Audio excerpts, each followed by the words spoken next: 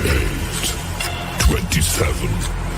26, 25, 24, 23, 22, 21, 20,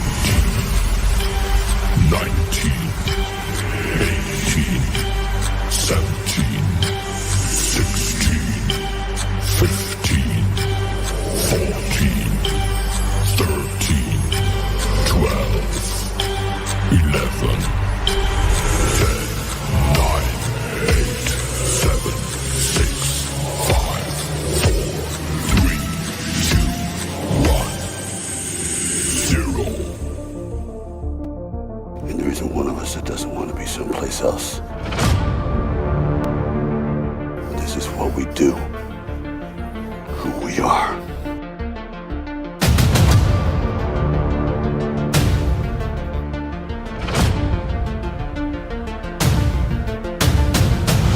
Survive a war, you gotta become war.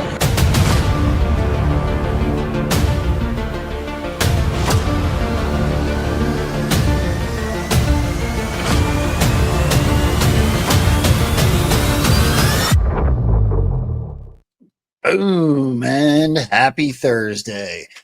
I'm a little sad because it's going to be my last show for over a week and a half. You guys all know, if you've been watching, next week will be my mother's criminal trial about my son. So I won't be here next week. But I think that you guys are in for quite a show today, because we got the last show before that small vacation that I'm taking, which I will also be meeting General Flynn during. So it will be something cool. I'll be coming back with pictures and videos, I'm sure. Anybody that has any really good questions for General Flynn, please let me know. I would love to, during the Q&A, ask something intelligent. I haven't yet come up with a question yet. I don't want to ask him, like, some of the things that I actually think. I want to ask something that's productive for the community and to be respectful to General Flynn. So if anybody's got anything good, please feel free to give me suggestions in the Telegram, on X, on True Social, or the new email where I'm asking everybody to contact me if they want to contact me, and that's Rambo and Frens at proton.me. But as far as today goes, I think you guys are in for quite a surprise. Like, I can't believe actually that I haven't hung out with this dude on this platform yet. I have been lucky enough to hang out with him in some spaces. I'm certainly blessed enough to be in some circles of friends with him. So I am super stoked. This dude's got a brilliant legal mind. He's got some really crazy experiences within the movement and some people that he's worked with, which I'm really excited to hear about. And with that being said, we also have some of the same enemies, which I love, right? So the friend, you know how it goes. Let's just bring them on. Chance to talk to my friends. These are my friends. All right. Well, what's going on, Sunzu? What's up, Joe? Yeah, we do have some mutual enemies, don't we, man? Well, my favorite one, can I tell you who my favorite? Do you know who my favorite one is? Who's your number one? Or who's your current favorite? Well, my favorite that I have mutually with you is that what's his name? Stevenson or whatever. Oh, Jimmy. Yeah. Jimmy boy. You're kind of my favorite when it comes to that guy. Because he let me speak in his spaces probably about 3 or 4 weeks ago. That's probably the last time he'll ever let me speak.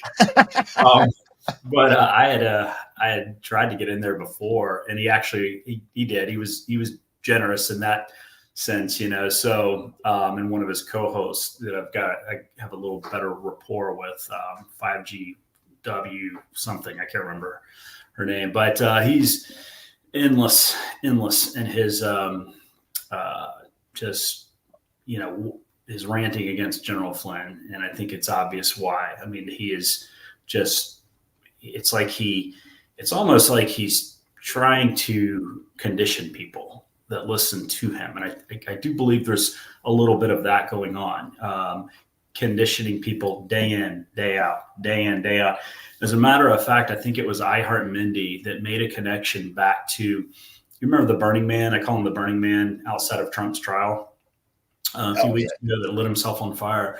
Well, if you go back and you look at I Heart Mindy's tweets from about 3 weeks ago, the day after that happened, it was interesting because she connected up that guy's manifesto with talking points from Stewartson from like 2021, and just boom, boom, boom, the stuff he says. So again, I'm not directly connecting him myself back to Stewartson, but you would have to check that out. So yeah, he's definitely he is just, I don't know, that stuff, that anger against Flynn fuels him.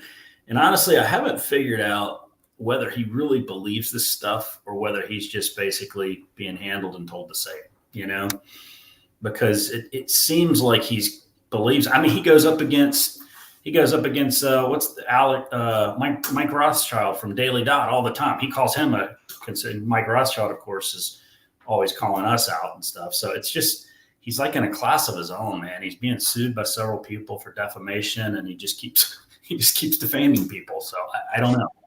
His thing with me, son, was honestly, I didn't even know who the dude was, because I kind of stay in my lane. I stay out of all the drama as much as I can, right? I get emotional sometimes, but I typically try very hard not to. But he attacked me out of nowhere. So we did a show with JF Non-Smart Paul, and we talked a lot about World War II and Hitler and Nazis, and he went on Twitter with a rant, pulling stuff completely out of context to try to make us look like we were, like Nazi sympathizers or something. And anybody that knows that crew, when we're together, it is never about any type of ideal in that nature. It's always about a free thought process and trying to take in all of the information and discern in a free thought process. That's legitimately all it's ever about. And anybody that listens to those shows knows that. So what's shitty is he's got a pretty large following. So when you go and you misquote us and you put us out there like that, then all of a sudden I'm in the middle of all these divisive conversations, and that is exactly what I stand against. I'm all about everyone figuring out how to have positive conversations that bring the movement together for the ultimate goal, right? So that dude got on my shit list pretty quick by doing that. So I went in a lot of spaces, and I watched you go back and forth with them. And I got to say, you're kind of my hero for the way that you interact with that dude. So thank you. Well, it's one of the things, having been a lawyer for 20 years, you deal with all sorts of people, especially as a trial lawyer, because you're dealing with people, you're dealing with experts, you're dealing with people that are bad people, you're dealing with liars, you're dealing with good people, you're dealing with people that lost a loved one, you're dealing with a person that's paralyzed, and you're taking their depositions, or you're in trial before a judge and you're going up against the defense. For me, I'm a plaintiff attorney, so you go up against the defense counsel, and they can be a total prick sometimes. But it really trains you to guard your emotions and to think through it. Now, having said that, I'm kind of like you too. I get a little worked up sometimes, especially with certain people, Alex and guys like that. Just because with Stewartson, he's never claimed to be anything but what he is, right?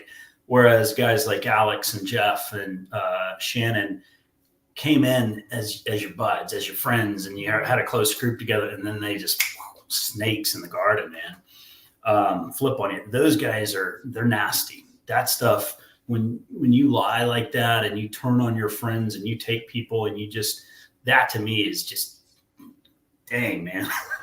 Imagine being in the foxhole with somebody like that. So there's a little different about, not to focus it all on that. I like to be positive as well. And that's what I appreciate about you, man, and just your story, your backstory. And I didn't know your mother's trial was coming up. I mean, that whole thing, Joe, is just, dude, I just have much respect for you, man. Well, if there's one thing that I have kind of gone against the grain with, and I hope that I thought it was the right timing. I'm going to preempt what I'm about to say. There was a reason to be anonymous in the beginning. Yep. I don't necessarily, and I hope that I help a lot of people break free from it. And I don't, the Q's not posting like they were. I consider myself a second generation anon. I came in later in this process than many of you that were on the boards and saw what was going on. And I think that maybe this was just my opinion. I'm not knocking anybody that's still anonymous. I never again want to be divisive, but I just felt like the best way to combat them, and granted, I don't have a whole lot to lose, was to just kind of like, I know it's a bad reference because he's kind of against our movement, but Eminem him. Like, go ahead, say something about me I haven't already told him. You know what I mean? So I kind of believe in that, and so I just was, what do I have to hide? Everything I've been through could potentially help someone. That's right. So why not just put it all out there and try to help people? So that was the idea. But no, I think that's, you're just removing one other thing they hold over you. And that's what happened to me. When I joined up with America's Futures Advisory Board with Project Defend and Protect Children, I knew I was going to have to come out. This was like November 2022. We had our kickoff fundraiser. It's right after Flynn took it over and basically retrofitted it to save children and rescue children. And then Flynn, when he came on, he took it over. Of course, I think it was like December 4th, 2022 is when we were at Mar-a-Lago having our fundraiser. And that night, I had not doxed myself yet, but that night while I was sitting up front at the table with Flynn and Flynn and his wife, Lori, General Flynn and his wife, Lori, and sitting kind of next to Mary, his sister. And then that night while I was there, our buddy Alex doxed me on Twitter. And I knew it was intentional and purposeful because a few of them knew I was going there. And I was like, all right, well, cat's out of the bag. And it just was, after that, I was like, put my picture of my face up there. It is what it is. I mean, go find me, my law firm and stuff. So when I told God, one of the things I prayed and I committed to God, I said, God, if you want me doing this stuff, because I really honestly debated whether to come so out of the shadows to a degree, just to plug Mike's movie there, right? Mike Smith's Out of Shadows into the Light movie. But I really debated that. But one of the things, because it's, for me at the time, it's the same thing. It's like, look, I can stay and be an anon, keep doing what I'm doing, encouraging people. But once you do step out, you do, especially in a role like that where you're joining up with Flynn, it's like, golly, man, do I want to put a target on my back, on my family? And I just told God, I said, God, if you want me to do this, it's not because I want I don't care about publicity. I certainly don't get paid to do this. I volunteered a lot of time on that because I want to do it, because I love this. I believe in our republic. It's my way to give back. But I say, God, you got to protect my family, that being my kids. And then you've got to provide for, my normal job as a lawyer, career wise, so I can do this. And he's done that, so I'm thankful and for that. But it's not for everybody to come out. I mean, it's funny. I saw Yale PhD on here, and we were, I guess 2 weeks ago, we were at our Spokane summit in Spokane, Washington. And I was sitting with, it was after the Friday night session. We'll all hang out a lot of times in the lobby of the hotel or restaurant. So I'm sitting with Laura Logan and Mike Smith and Laura's husband, Joe, and Awakened Outlaw was there. That was the first time he came over. And so him and Mama Mac, and there was a few others that were there. And so Mama Mac, bro.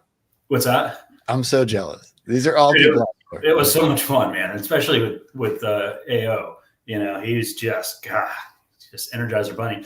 But so Mama Mac puts us on to the Beers Friday night thing with Enoch and Yale PhD, put us on Zoom. And so Laura grabs the phone. She's like, and she's joking around. She's like, you guys need to come out. Don't be anons anymore. Come out. And so then Mike takes the phone back and he's like, don't listen to her. Keep being anon. Do what you're doing, So but it is, man. It's good. It is what it is. I mean, here we are, and it gives me the ability to, and you're going to see when you meet with Flynn, which is going to be an awesome opportunity. It gives you the ability to meet other anons. That's one of the highlights of my trip. I've said this on Spaces before, is going to these cities and meeting anons, and they come up, hey, I'm so-and-so. I'm like, oh my goodness. I thought you were a man, it's been a few years, or I thought you were a woman, but it's a cool thing to be able to do and to see how effective a lot of anons still are, and that they're carrying the torch. There's just stuff, that I just don't have the time to do that I used to enjoy doing. Like, and of course Q's not posting anymore. So that's how I met Flynn, doing Q analysis back April of 2018. He popped into my DM, and after I did a Q thread analysis, he's like, "Keep up what you're doing." I'm like, well, there must be something to this Q guy. Flynn's telling me that. So, but I don't have that time to do that anymore, you know? So it's like I got to stick to my swim lane, which is waking people up about child trafficking and helping and connecting people around the country and getting Trump elected, and then supporting Flynn's nonprofit and the people on that, like Laura, and whatever way I can as a lawyer, you know, and helping them. So it's exciting, man. It's a God thing. You know, I look back over my life, and I was talking about it, I think last night. Brian Gamble and Mike Smith and I were on a spaces where, and I was talking about it. I just look back to where, you know, God brought me, because I went to like Bible college, you know, and then I graduated. I was 21. I run right into law school, and so it kind of prepared me for what I'm doing now. Started working with the trafficking, some of the pro bono work with trafficking victims and children about 10 years ago, with a lady who's local to Northeast Florida, who is one of the most effective child rescuers probably in Florida, if not around. She's also on our Sylvia. She's on our advisory board. That's who I started with 10 years ago. Now she's on the advisory board with Flynn, and she's a amazing woman. So I look back at that. I look back at the training, and, you know, I went through same thing. I went through a divorce that was, all divorce is rough, but we actually had a pretty amicable divorce. And then you go through those times, you go through everything. You watch your friends, your non-friends get attacked relentlessly. You know, I think of, I know I'm rambling a little bit. I think of Inevitable E.T., Craig, Dr. Craig, just what Vice News did to him, to basically bankrupt him and run him out of Colorado, out of his practice, was awful. What they tried to do to my friend, one of my closest friends, was CJ Truth at the time, you know, and he's never come back. I posted on that yesterday. So seeing the hits on Joe M., the toll it took on him, Liz Crokin, I mean, which she's gone through, Mike Smith, I mean, and they get attacked. They're all called, "Oh, you're a grifter." And when I hear people say that to my friends like that, when I know what they've gone through and I know what they've sacrificed in the financially, or they call me a grifter, I'm getting paid by, I just, it's laugh. It makes me angry. And I know why they're doing it, you know, to divide and to make, that's the narrative they want to pitch. But these people, and especially these people on the advisory board, they, especially with Laura, we were talking about that earlier, they have sacrificed more than most people know. All of them. Flynn, I mean, good grief, next to Trump, that guy's taken more slings and arrows than anybody else for this country, you know, for this republic. I'll tell you what, let me hold you up for 1 second, because I want to get into talking about Laura, but I want to do the podcaster thing for just a second. And first and foremost, I want to say there's a whole pile of people watching over on Twitter, Rumble, and YouTube. If you guys could hit that positive affirmation button or share the show out, it would mean the absolute world to me. I want to acknowledge that I see all of you guys over here in the chat.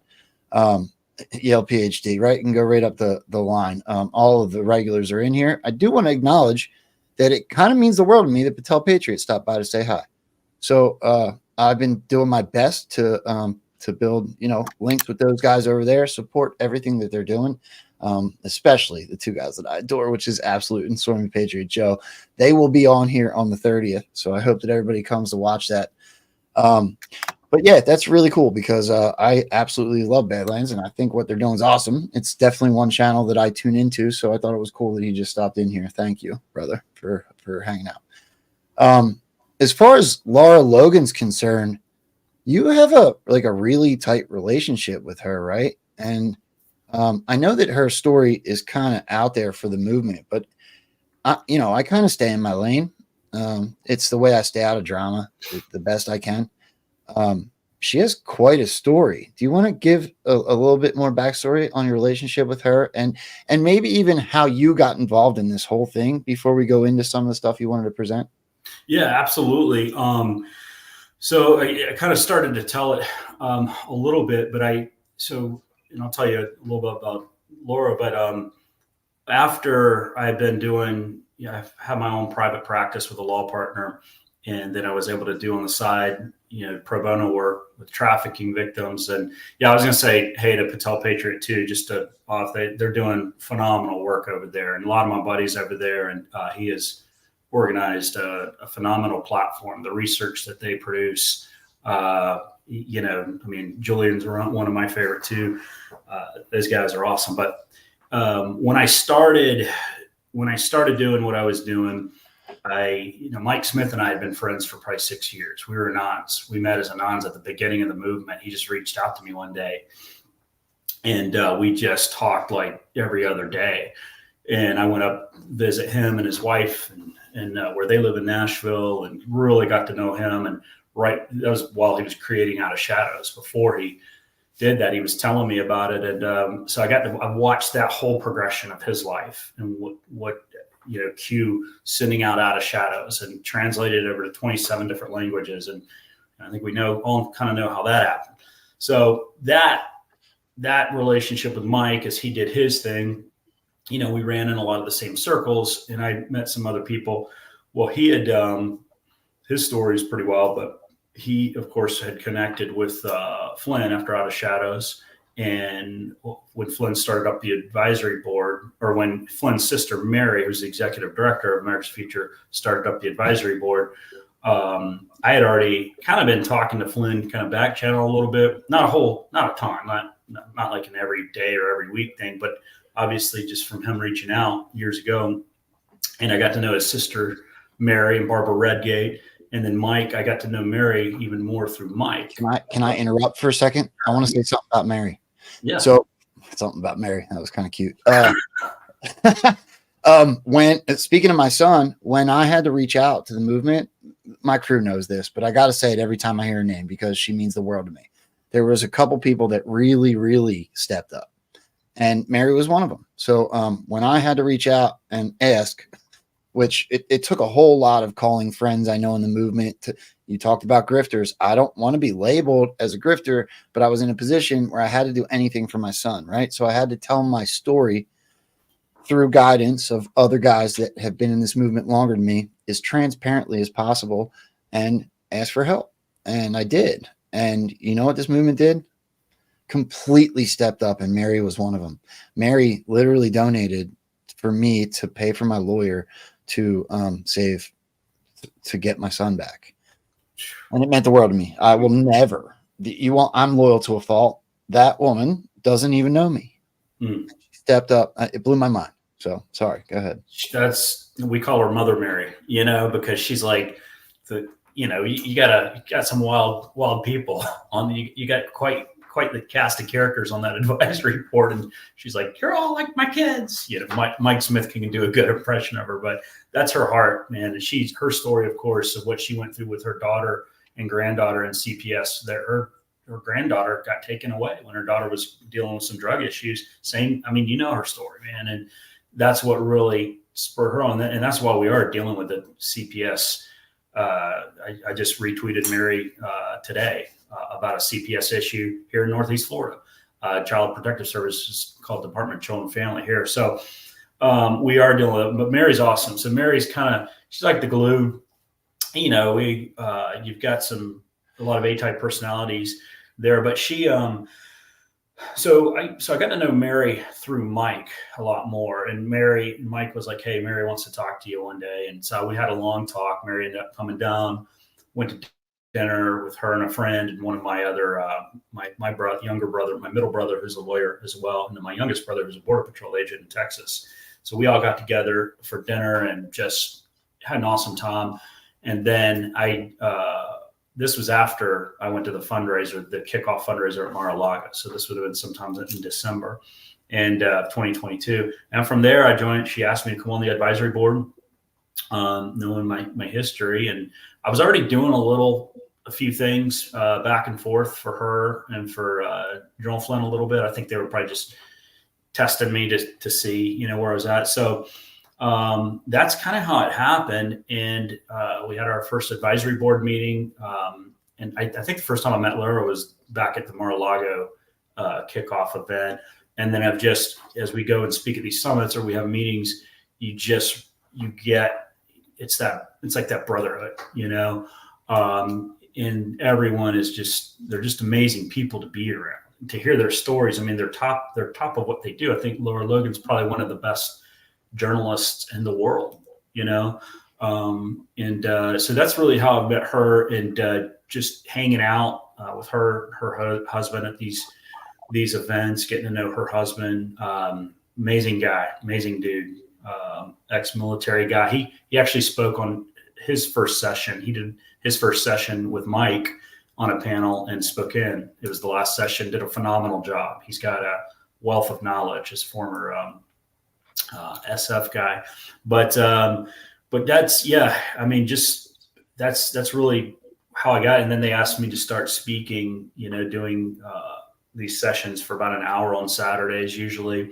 This next one in Ohio, I'll be doing it on Friday night.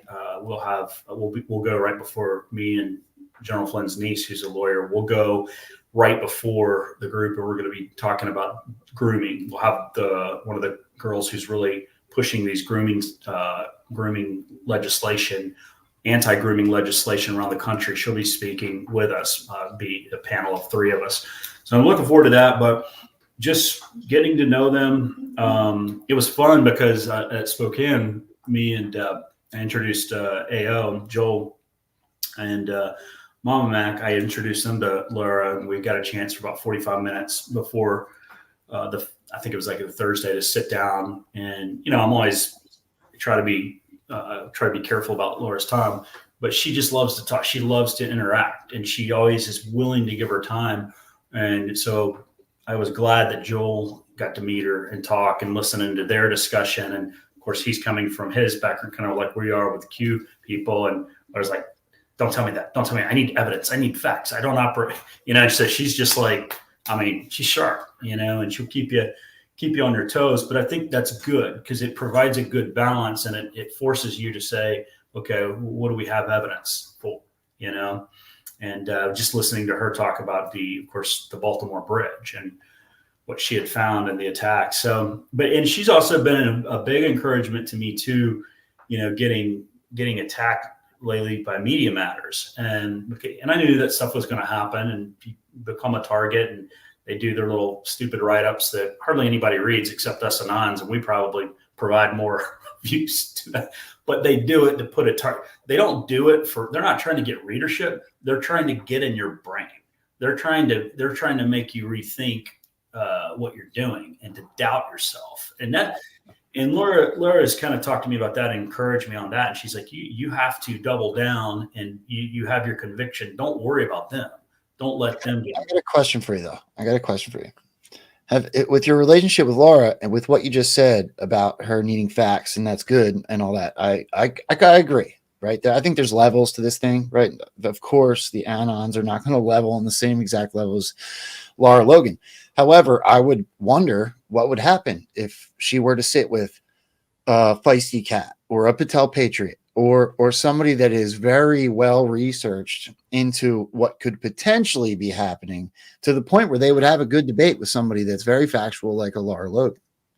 Have you ever seen interaction? Like if I were to sit with Laura Logan, it would not be the same. As AO sitting is not what I'm talking about. What I'm talking about is like, a Feisty Cat who has been digging on these. Yeah. No, I've seen, I've definitely seen, Liz Crokin and Laura, I've watched them enter in discussions and debates on some issues. They've got a real healthy friendship as well. But no, having said that,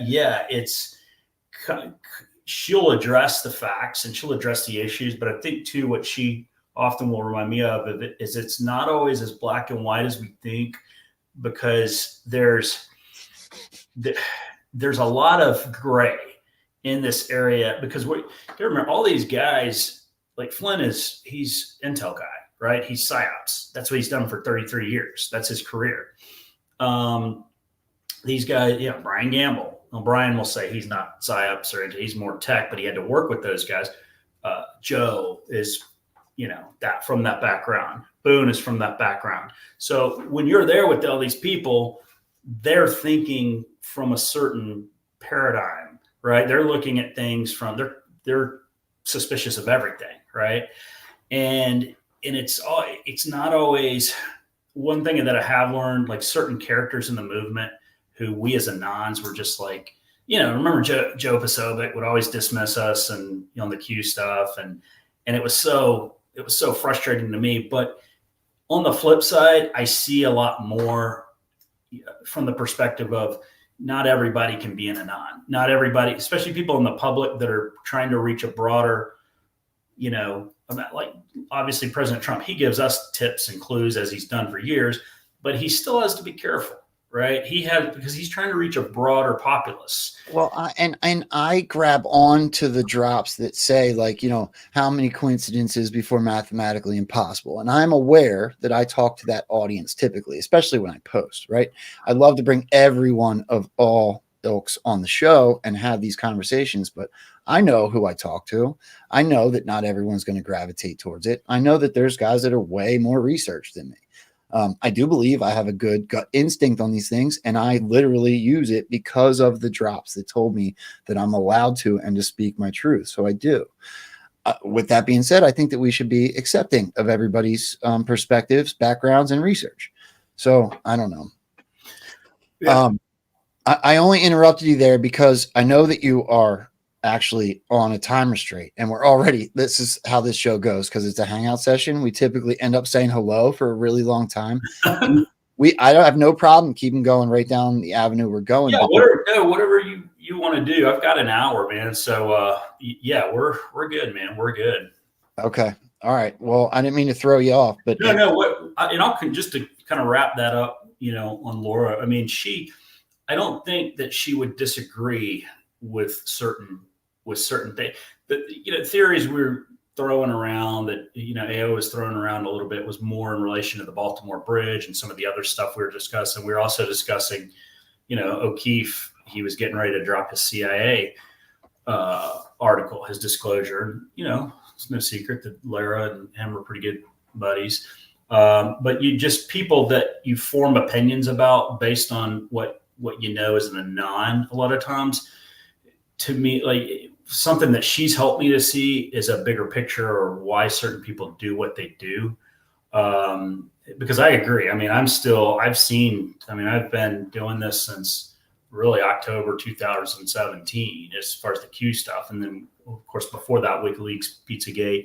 And I can tell you, Liz 100% is with Anons on that stuff. And I think Laura is, for the most part, I haven't talked. Liz and I have talked a lot more just because her and Mike and I talk on the phone a lot. But Laura's focused on broad world issues. I mean, she's in the spotlight all the time, dealing with COVID, dealing with Baltimore Bridge, dealing with, J6, huge advocate for J6 victims.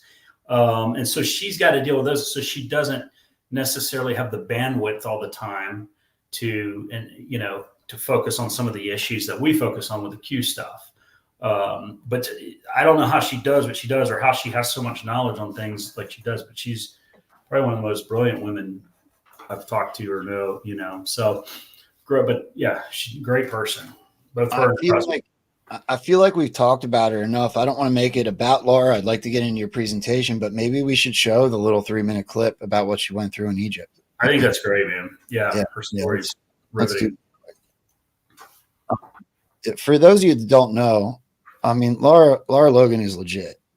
Whether she agrees with people, I'm sure she doesn't agree with what I do, right? So it is what it is. But this story about what she went through in Egypt is kind of mind-blowing. So let's just take a look quick, and then we'll move on. And I want to get into what you wanted to present today, Sunzu.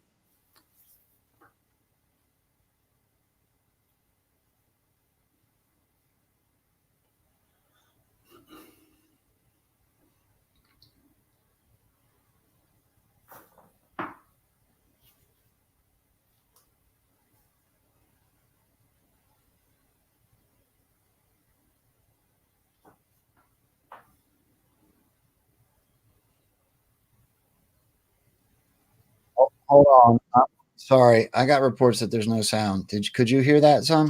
I couldn't hear it. I thought maybe we were the only ones that couldn't hear it. Nope, that's completely my fault. So I'm gonna get rid of it. And Sorry about that, guys. I've been really good over the last few weeks, but I did some presenting pre-show, and it was still up the same way it was. So we'll just do this again. I apologize. Hold for And process. he can hear what the crowd is saying.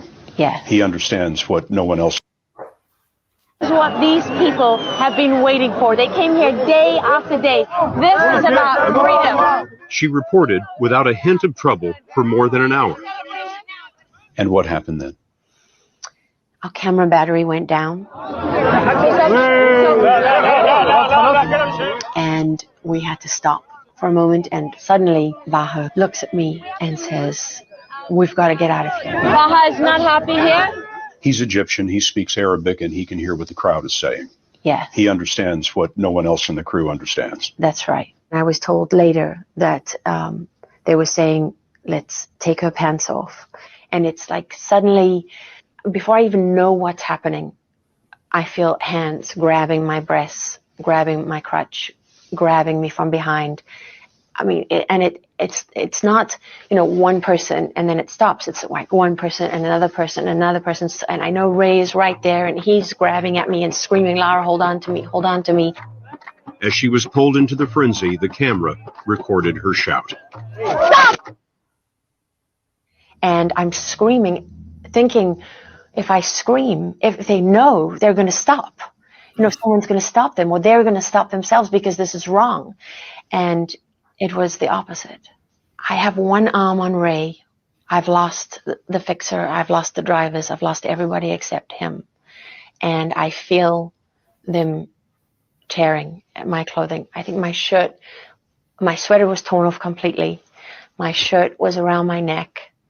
I felt the moment that my bra tore. They tore the metal clips of my bra. They tore those open. And I felt that because I felt the air on my chest, on my skin. And I felt them tear out. They literally just tore my pants to shreds. And then I felt my underwear go. And I remember looking up when my clothes gave way. I remember looking up and seeing them taking pictures with their cell phones, the flashes of their cell phone cameras. Ray reported that he found himself with the sleeve of your jacket in his hand. It had been completely ripped from the rest of the jacket. I felt at that moment that Ray was my only hope of survival. He was looking at me and I could see his face, and we had a sea of people between us, obviously tearing at both of us, beating us. I didn't even know that they were beating me with flagpoles and sticks and things, because I couldn't even feel that, because I think of the sexual assault was all I could feel, was their hands raping me over and over and over again. Raping you with their hands? Yeah. Nonstop? From the front, from the back. And I didn't know if I could hold on to Ray. I'm holding on to him. I didn't want to let go of him. I thought I was going to die if I lost hold of him. But in that moment, Ray, a former Special Forces soldier, was torn away. When I lost Ray, I thought that was the end. It was like all the adrenaline left my body. Because I knew in his face, when he lost me, he thought I was going to die. Yeah. I don't even know how to comment after that. Would you like to before we move on to your presentation? Yeah, no, I mean, that's that event, for Laura, Joe, her family. I mean, just obviously the trauma, but it's obviously added to the type of person she is, and she's very awake to a lot of the stuff that go. Like, she talks about the satanic ritual abuse at our summits. She talks very in detail about the trafficking, about the organization, and so she's, I think that's given her an empathy for the children that suffer like that, and the victims more than probably most, I would say. For a woman that's been through that, or for a kid that's been through that. So yeah, it's powerful. It's riveting to hear her when she tells that story. I'm gonna say your boy Death. I agree with you. That video I just played has 15 million views on X, so I'm sure it's been seen a couple million more times than that. If 60 Minutes is the one that did it, but you're right. I didn't see that until yesterday. I thought that was because I stayed in my own lane and I don't necessarily go out there and read as much in the X stratosphere as most. I usually try to kind of stay to my own so I don't get involved in the drama. But yeah, a lot of people don't know that she's been through as much as she's been through. And for you to be working with her that close, Sunzu, I think is something to be said. Do you want to get into what it was you were talking about? I have your slides pulled up. Yeah, we can. Yeah, so kind of set the thing, and I haven't really talked about it that much. I kind of debated, but then I was like, well, why not talk about it? I mean, it's out there on X. It was meant to be found, But I always try to be a little sensitive to certain information.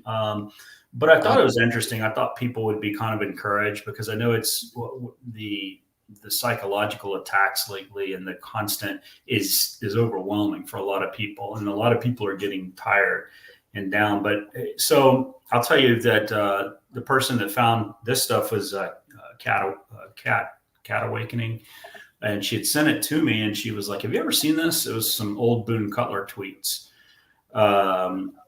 Cat the Great, not Cat Awakening, sorry. And so she has her Telegram. But she's like, some old Boone tweets. I'm reading through. I'm like, oh my gosh, how did I not see this before? I don't know that anybody else has found this, or I've never seen anybody talk about it. So yeah, if you want to pull them up. So Boone Cutler, let's see. So she sends these to me, and some of these, I don't even know if I put them in order or not, but if you go, all right, so I can't see the date on that one. So that was 3/4/18. Okay, go to the next one. I know they are, some of the relevant ones are right next. Okay, so that's what it was. So yeah, so that's obviously a Q post. Go to the next one. I think the next one is the actual Q post. It's okay. I can run through them all if you need me to. Yeah, you can. Let's see, 12. Okay, it was interesting because Boone Cutler, of course, he's writing 5 GW books with General Flynn, right? And he speaks. He's always at these summits too. So I've really gotten to know him a lot more, and had some good opportunities over the past year and a half to talk with him on the phone quite a bit and in person. And I've huge respect for him. Well, back in December of 2019, which is in the middle of the Q post, look at his language. He's enjoy the show, right? What show would that be? The one that is about to go down in history as the greatest worldwide reverse coup ever. How many likes does that post have? None. Right? So he's like under the radar. Can I push back for a second? And this is coming from somebody that is, I'm about as hopium as they come, right? A lot of people said this. A lot of people said this in 19 and 20. And everyone ended up being, if I can put everybody into a collective category, a lot of people were a little bit disappointed because things didn't happen when they thought they would. I think that I've been blessed with the gift of hindsight.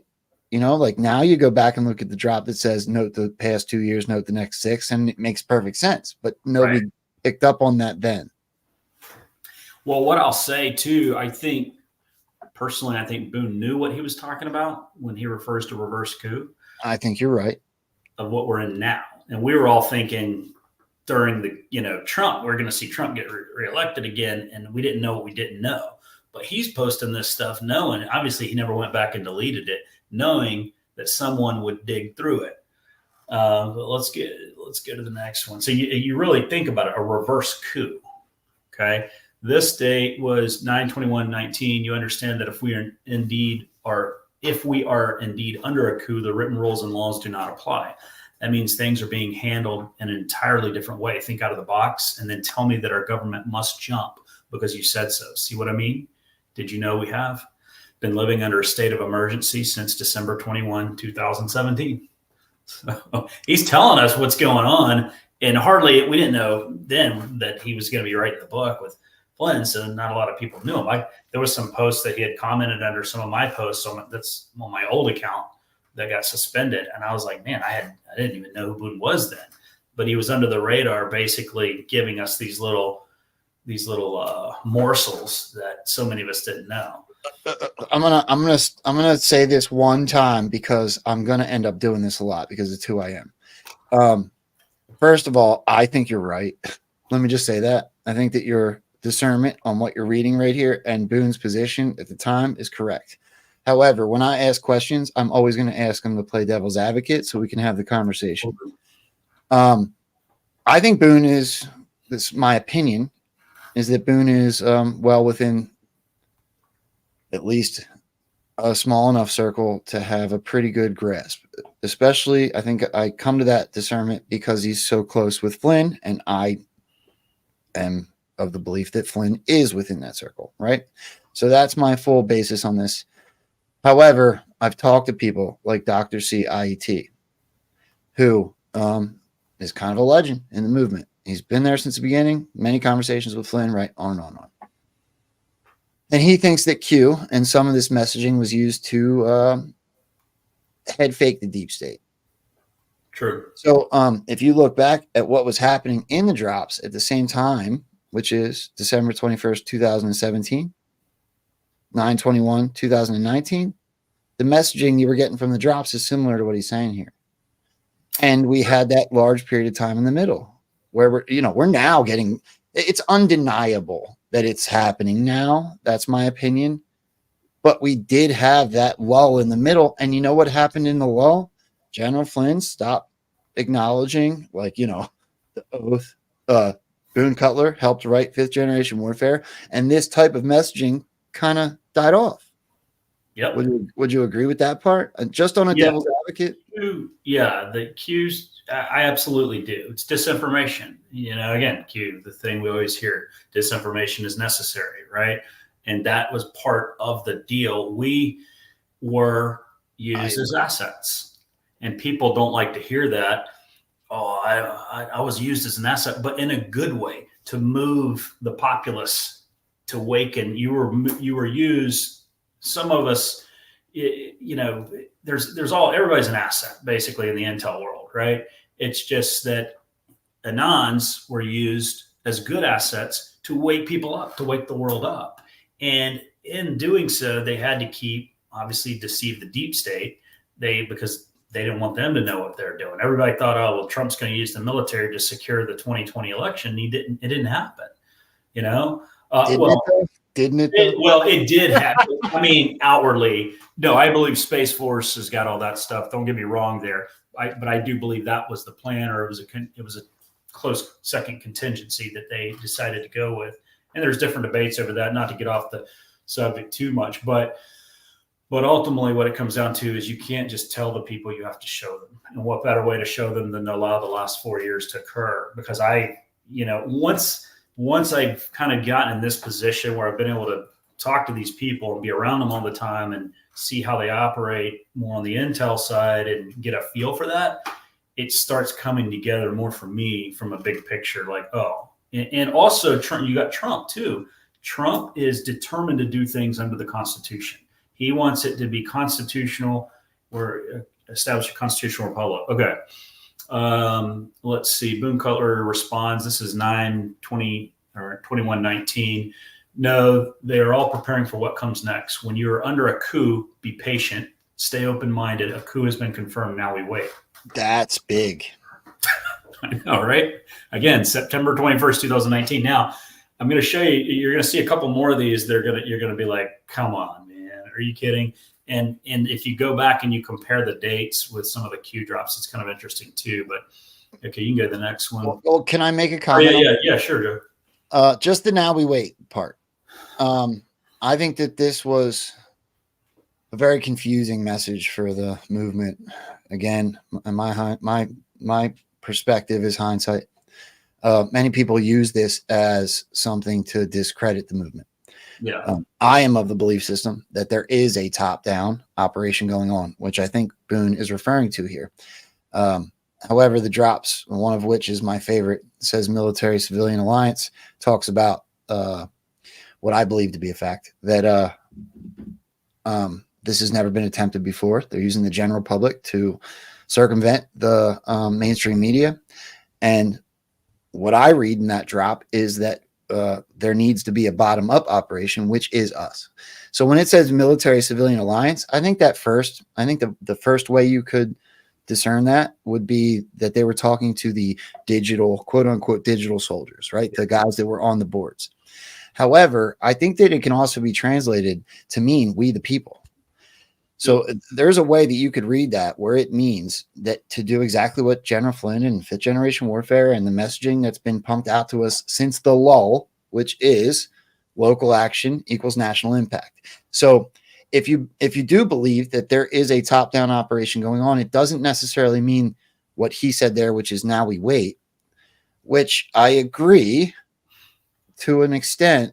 I think that it also should be represented that we need to be up and active in doing something within our community, right? Like my school board turned from all blue to all red.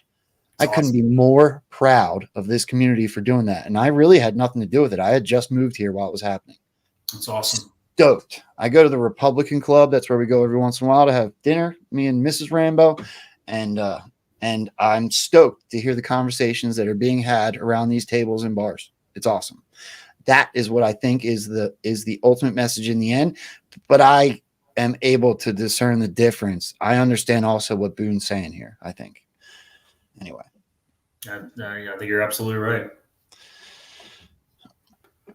What if he is the talented face of a reverse military coup? See original tweet by Representative Collins. While our nation's guardians correct. Nation's guardians, that's interesting. Correct all the more than interesting. Correct all the things you and I know that have transpired that are wrong. Have you noticed all the military generals around him? Who does that sound like? Do you know what Do you know what the Guardians are referring to? Well, I mean, I think of the Wizards and the Warlocks. You know, Right. that reference of behind the scenes guys in the Intel, 4th PSYOP group, 8th PSYOP group, NSA too. I think those guys. This is a direct reference to Space Force. Space Force, yeah. How can I leave out Space Force? Yeah. That primarily Space Force. Yep. So there's the military generals all around him. That's the Guardians is the nickname for Space Force. Okay. When did birds sing? That's September 21. Pfizer brings out how when did birds sing? Go to the next one. Let me see if that one's back to back with. Oh, there you go. Kind of interesting. Now look at the date on this. 9/26/13.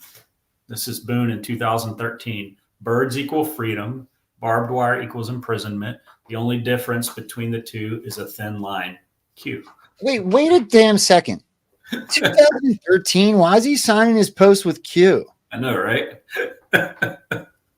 Now, Kat did go back and try to pull up some of the Facebook, and a lot of that was already scrubbed. You know, so I think his original Facebook probably got suspended or something in the purge. But that's a huge data point, bro. Well, yeah, I know. I was. Wait a second. Wait. I didn't even pick up on this when I went through your clips that you sent to me. Yeah. This is 9/26/2013. Look, this isn't the only time he signs his tweets this way. Go to the next one. Well, here's a drop. They want you divided together. You're strong. You're weak. That's March 4th, 2018. Go to the next. He posted earlier. We looked at it. Oh, here we go again. March 4th, 2018. Together you're strong. Apart you're weak. Organized challenge. It's his post. Now I did go back. He posted that after Q posted on this particular tweet. I wonder if we could have Boone on and show him these. He would not do it. He probably, I don't know that he would. When I saw him at the summit in Spokane, he knew, he had a big smile on his face. Because I try to be really careful with those guys, because they're not going to tell you anything anyway, because they're all, but he came up and gave me a big hug and I was like, you dog.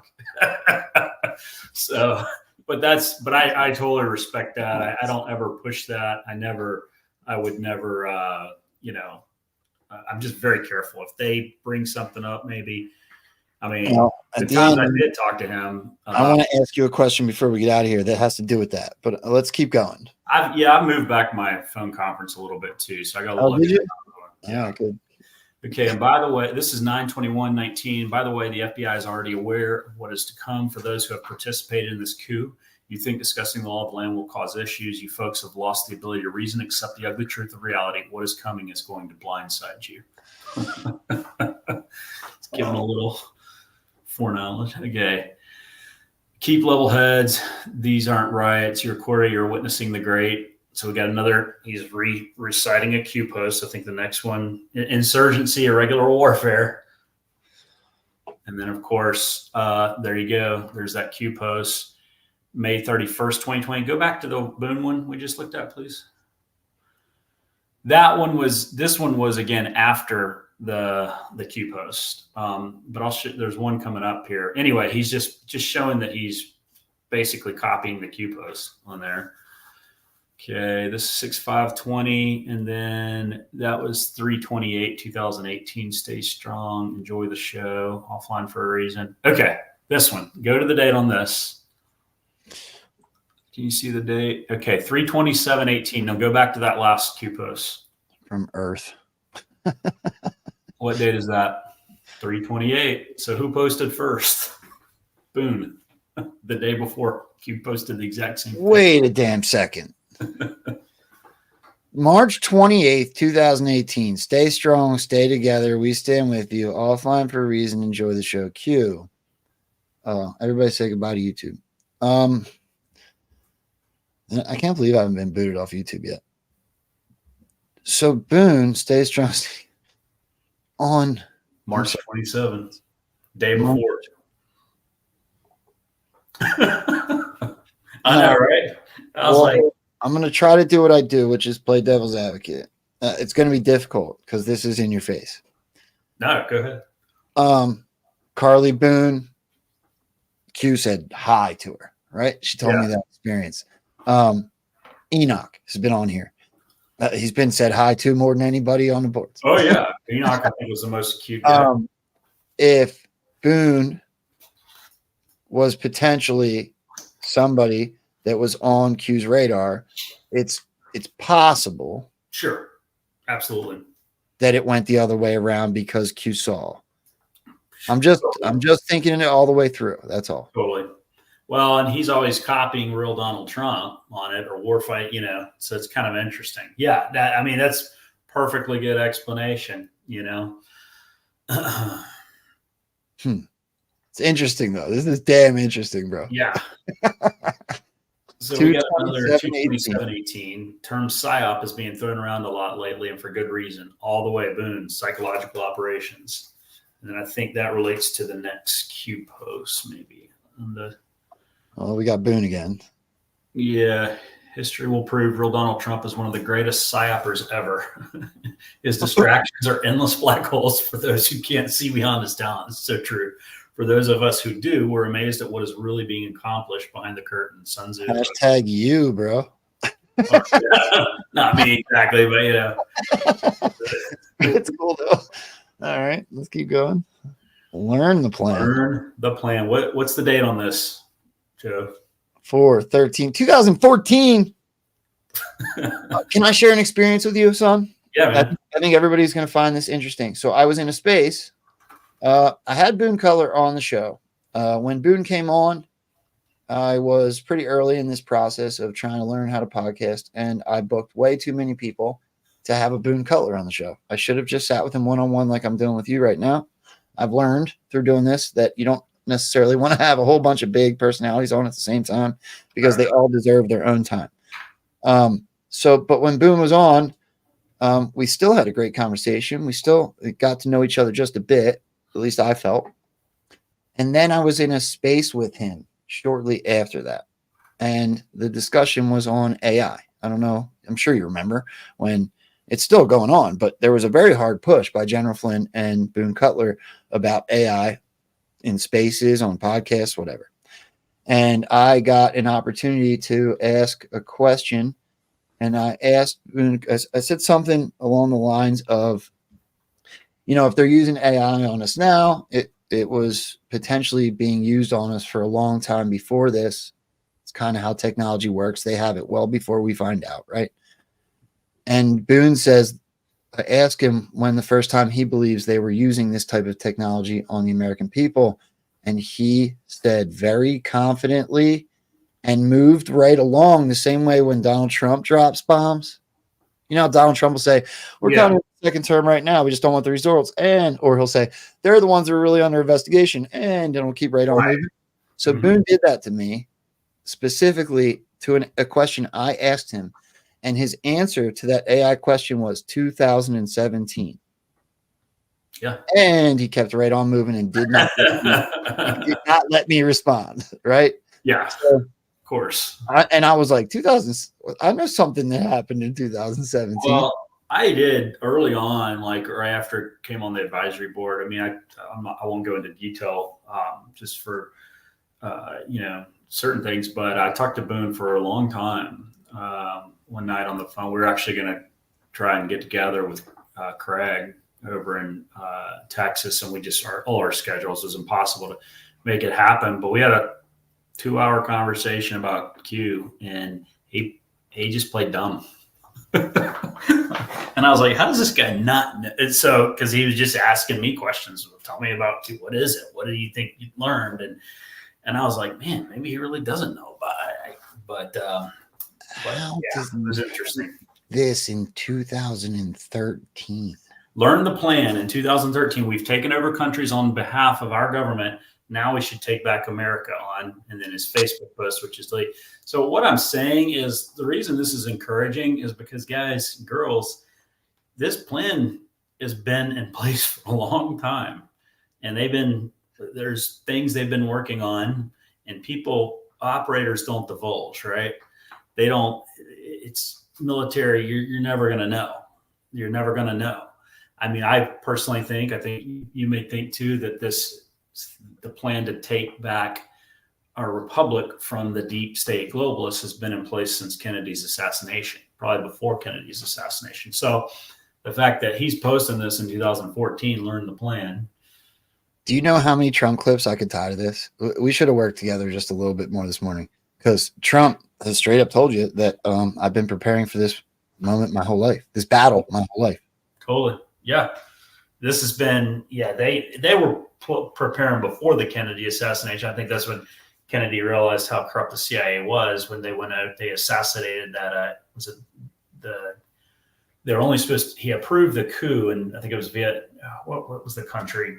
I can't remember the country in Southeast Asia. He approved the coup, and the CIA was supposed to take the leader and his family out, and they killed him instead. And that they took the leader and they killed him in the van. And that's when Kennedy realized they're off the chain. So, and then of course he was assassinated, and then his brother was assassinated, and Martin Luther King Jr. was assassinated, and but they've been planning this stuff for a while. So you can go to the next post. Can I ask you? Can I sidebar you one more time? Yeah, of course. It's kind of become a running question on this show because it intrigues me so much, and I don't have the answer yet.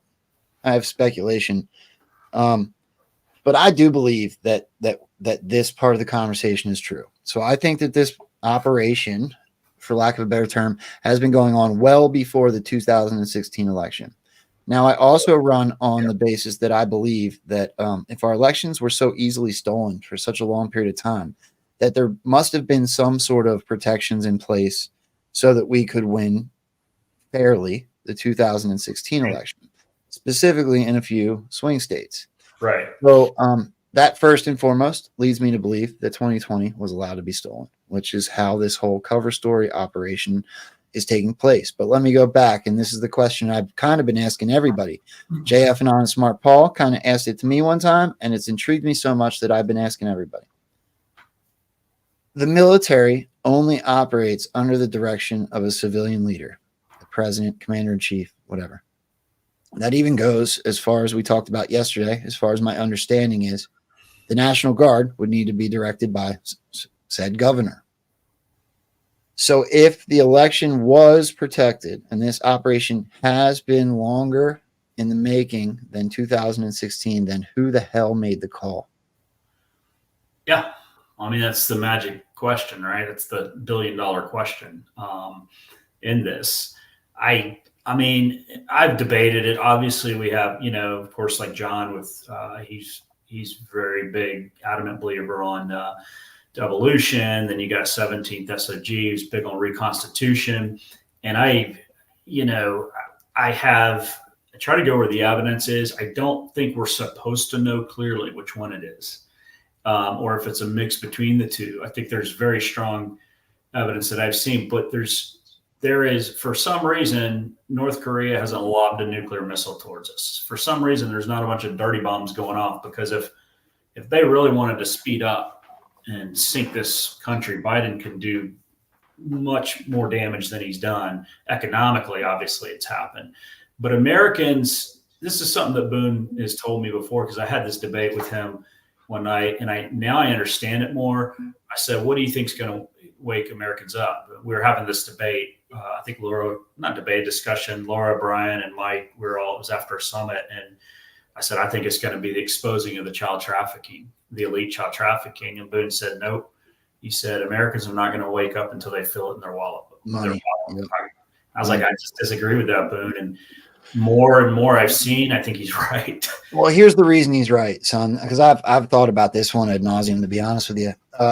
Some of the stuff that I believe to be true when it comes to child trafficking and the abuses that have been taken on children across the planet are unbelievable, to the point where normal people can't grasp the reality. Yep. But they sure as hell know when a gallon of gas is triple the price it was last year. They are definitely going to know when they're struggling to feed their kids or heat their house. That's right. So whether or not you can put those images in front of people, and they would at this point think AI, there's no way, and their minds just won't wrap around it. Right. But they sure as hell know when something costs too much. I agree. I mean, it's sad, but that's true. I mean, people are struggling. They're fearful. They're like, man, you can't even go out and get McDonald's. I heard somebody say, took their two kids and themselves out to McDonald's, and it was over $40 or something, so when you got things like that, they get to that misery factor where they got to realize that we've got a serious problem. That's why the African-American community, they start realizing that the Democrats, the Uniparty, has seen them as pawns and been using them. So that, back to this, I mean, that there has, I believe, been a plan in place. I do believe Trump, I do believe he took power. He really shifted power away from the Pentagon, right in that executive order before he left office, shifted it a lot to JSOC.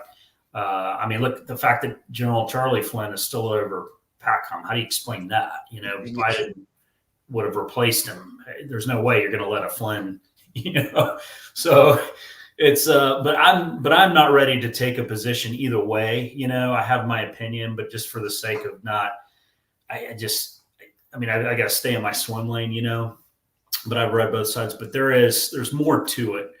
I think Biden he's acting as this, I always compare it to Israel, the prime minister of Israel versus the president of Israel. Who really has the power? The prime minister, right? But the president of Israel still is, the president or whatever. It's almost, I kind of look at it like that. Who has ultimate power and who has control over the military?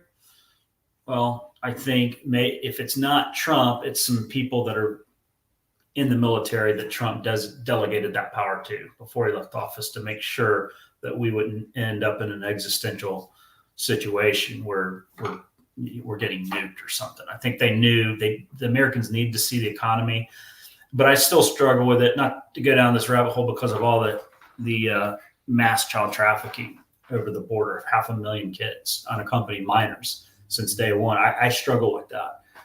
But I think the alternative would have been worse had Trump gone in, and there would have been a civil war. And I think it would have been worse for millions, hundreds of millions of Americans at that point. I think they played out all the possible contingencies and determined that what we have now was the best contingency plan. And I think this has been in plan for a long time. Look, there's a reason Force PSYOP Group came on, May of 2022 and played Ghost in the Machine. and then they're silent for 2 years, and all of a sudden, a week ago or a week and a half ago, Ghost in the Machine 2 comes out with 4 other videos. I mean, they're letting them know. They're letting you know that there's a plan in place and there's a lot going on behind the shadows. And it's not for us to know, because if we can know a lot of times, then bad people can know. But there is a certain level where patriots are in control. I believe that. But I also believe there's some disinformation is necessary. So, okay. So I want to feed off that for just a second. And I know people don't agree with me, and I'm okay with it, right? I respect your opinion, just like I said before. But I think that what we're watching is well over 90% amplified messaging. I think that almost every single hot button talking point that there has been, whether it be the Afghanistan pullout, the border, J6 prisoners, whatever it might be, no matter how, vaccines. I think that what we're getting is, I'm going to steal another term, but I think that acceptable losses is a difficult thing for people to talk about. And I don't think people are quite willing to grasp emotionally what I believe to be a fact, in that we are getting amplified messaging to expose things, real, very real problems this country already had that were being minimized. So we weren't aware. I'll give you an example. If a guy in your city gets shot by whoever and the news don't talk about it, you don't know unless you were on that block or in that small neighborhood. However, if every news station tells you that a black guy killed a white kid, right? It's just like the COVID vaccines, when they put the death counter on the screen in everybody's face the whole time so that you would comply, put a mask on, stay 6 feet apart, don't go to work, blah, blah, blah. right. That is amplified messaging.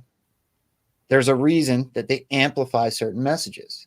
They've done it with our border without a question. There is other things happening. We've seen ankle bracelets. We've seen flights go to military bases. We've seen flights take them out of this country. But if you look at the news, every single city in the country is getting invaded by Hispanic people and military-age men from all over the world. Donald Trump will tell you they're dumping out their insane asylums and their prisons. Mm-hmm. But for some reason, we're registering them and shipping them all over and then they're doing photo ops. Stop it already. We're shipping them to Martha's Vineyard. They're getting off the bus, pissing off everybody that's rich, and then they ship them right to a military base. Somebody make that make sense. So I'm picking up on, first of all, we're not being told the complete truth. And second of all, they're amplifying a message to grab you by the emotions and lead you down a path. Now, I don't mean to expose it, because I hope that upsets you, because I, again, to come full circle, think that messaging is happening to motivate you to fix problems that were real, that already existed. Mm-hmm. But when somebody tells me, how can Joe Biden not be in control? How can there be a devolution or a continuity of government, or Donald Trump be telling the truth about potentially being in a second term now? That would make him guilty of all of these things and people dying. No, what that makes him guilty of is exposing the effing issues that already existed. Yeah. Thank you, sir. Because now everybody's pissed off and wants to change it. That's right. Great. Oh, wait, it's a generational great awakening. We're not in this for one political cycle or for 8 years. We're in this for a generational great awakening, because this stuff's been happening in the world for generations. I mean, child trafficking and slavery has been happening for generations. You know, I mean, look at Egypt, took the Israelites into slavery back with Pharaoh. So this is nothing new under the sun. Okay. But actually being able to do something at this level, you know, and I do know that, look, the children, I mean, we've got the whistleblowers that speak at our summits, Tara, Aaron, phenomenal people. And they'll tell you, and I've seen it with, you know, my brother being on the border. I've seen it. I've ridden with them down there. I've seen the children, and I've talked with Aaron one-on-one, and the stories, there's a lot. So, but there is some amplification too, I believe, to wake people up, but to show, again, you can't just tell people, you have to show them. And there is some, unfortunately, you know, you can't, the option would have been send in the National Guard, arrest everybody, and then they've got their, they trigger civil war. And then Russia, China, or whoever, Iran tries to move in, take advantage of our civil war, and it's a disaster. That we couldn't let that happen. And so this was the least, so that's kind of how I see it. Here's the shittiest example, bro. I think that Epstein Island was used to catch people, right? Yeah, blackmail. Unfortunately, children are on those videotapes. Yeah. So good guys watched his video. Children were used as freaking bait. That hurts your soul to think about. But it's a very real reality if you were going to end the evil cycle that was something like Epstein Island. Yeah. And that's hard to process for people. But I think it's very real. Yeah, and I think the CIA, they were already doing that, obviously, and bringing it was inevitable. I mean, the system has been protecting. I mean, Q told us over half the world's leaders worship Satan.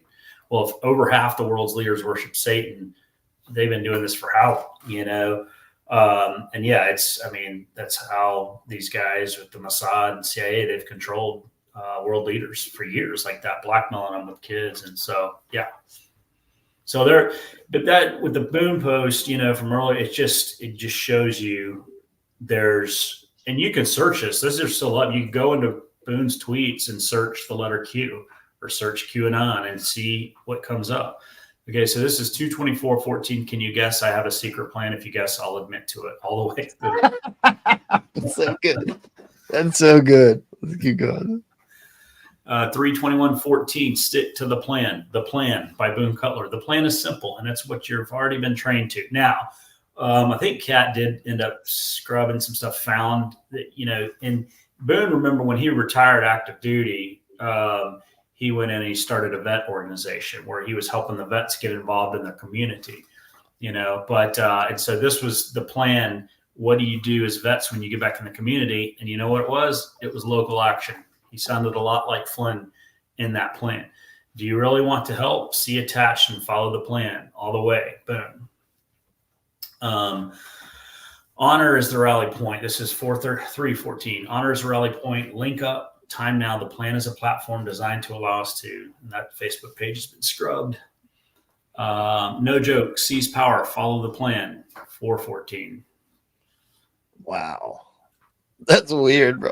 Oh my gosh. 10/6/13. Hey Q, sending a PM to the page from my personal account. In 2013. Yeah. This is 4 years before Q posted at all. Yeah. So I don't know. Let that simmer, friends. And yeah, again, this is up on Twitter. It's not like the date's doctor. You can go search it right now. Holy crap. Mm-hmm. And that was back to it kind of defined birds equals freedom, barbed wire. I think maybe I copied that twice. The only difference between the two is the line. That's my combat patch. Sky Soldiers, Q. 2013, once again. Sky Soldiers. This is hurting my brain, bro. Yeah. I was like, I told, hey, this was Kat that found this. I was just like, how did I not see this before? Well, Kat's gonna have to come on here, and she got some explaining to do. She may want to stay. Yeah, I think she may want to stay a little down, kind of out. You guys stop talking about her then, because I'm gonna message her. Yeah, you should message her. But yeah, I don't know if she wants to come out okay, because we're the descendants of Sparta. Q 9/25/13. Oh my god. Q, take the point, please. I'll fill you in a bit. October 2013. Is anyone else seeing this? There's no likes either. And he just keeps posting. Like, it's not like somebody's right. I mean, who's he posting for ultimately?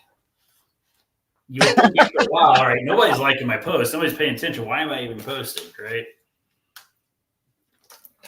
I'm definitely hey, man, future proves past, bro. I'm hitting on Boone after this. November 13. I told Boone that the drones were asking you. You know what, dude? Here was the question I was going to ask you at the end. I want to ask you now. I'm going to see Flynn on Tuesday. Pretty sure Boone Cutler's there. Yeah, Pretty he's sure Ivan's there. Junior's there, right? I am. What should I ask them? Because I can't ask my type of question. I can't take this and put it in his face. Say, "Hey, bro, what's this?" Yeah, he probably would tell you. Well, I was waiting for somebody to catch it and follow the plan. I hope they don't see this before I go. I'm gonna get shunned. Yeah, he's you can kind of like, I don't know, man. That's up to you. For me, I kind of, it's like that but I don't know, man. Well, okay. Can you think about it while we go through this? I need somebody here. This goes out to all you guys in the chat too. Like, if I'm gonna pay the money, which I did, and I can't really afford right now, but I did. I paid the money so I can go VIP and I can meet. Honestly, I don't care if you disagree with me, but he's one of my heroes, right? So it's my choice to spend that money and go do that thing. So I'm going to do that thing. I'm taking Kim with me, and we're going to do it. And there's a Q&A session, and I would love to use my voice to ask a positive question that moves the sticks in a positive way and aligns with what I kind of believe their messaging is right now, which is a local action equals national impact, talking about AI and, fifth generation warfare to the extent that they talk about it. So I'm trying to figure out like a profound question so that I can be part of it and interact and hopefully get an answer that helps people. So I'm trying to think of what question, if I get given the opportunity to ask one, I'm going to ask. And I may print one of these up just in case I don't get the chance, and I'm just going to hold it up. And say, hey, what's the plan? What plan were you referring to? And he's obviously we'll talk about the vet thing back then and getting him equipped, but I think there was obviously more to it than that. I think, again, future proofs past, giving us little morsels that we now go back over and we see, like, guys, this has been going on for a while. So don't lose heart or think that, oh my gosh, we've lost control. There's been a plan in place for quite some time. And sometimes that plan has different contingencies, I think. This is mind blowing. I told Boone that the drones were after us. 2013. I know.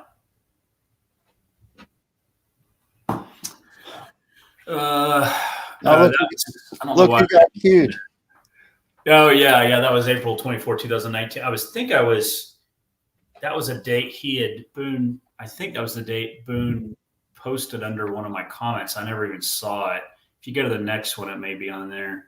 Or are we at the end? That's the end of that one. There's more though, or was that all of them? Was this the last one? Yes. Yeah, okay. That may be the last one. There was one on there where he had commented. I may not have sent it to you. I'll have to find that where he had commented on my post. But the one that I, of course, thought was crazy was when he posted the day before Q posted. It was the exact same thing. And like you said, playing devil's advocate, that could have just been, like Q would do with some of us who would take our posts. But the fact that it was, you would think Boone would have made a big deal about it if it was really like a shock, but he didn't seem too shocked that Q posted that, and he was obviously following Q. So, yeah, he is. Boone is a phenomenal guy, and like I said, I mean, he psychological operations, and he knows. I think there's a question.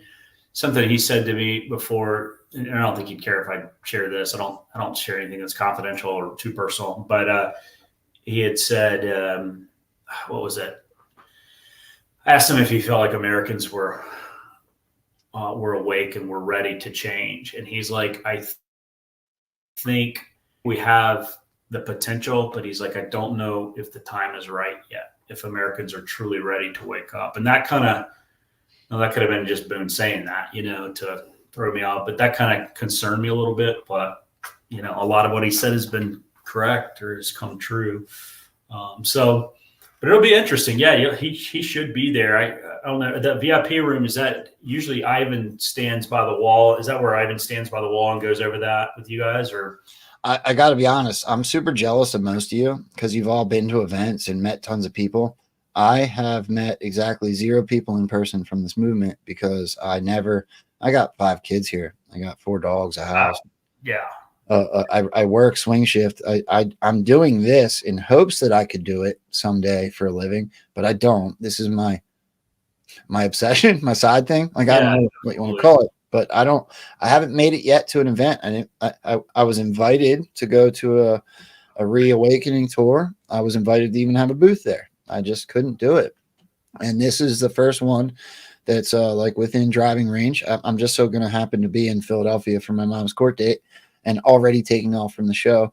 So you should come. I believe we're doing, so this will be awesome with the Flynn's event, and you should get some time to at least say hello to Flynn, but you should come to our Pennsylvania summit. I believe it's in September.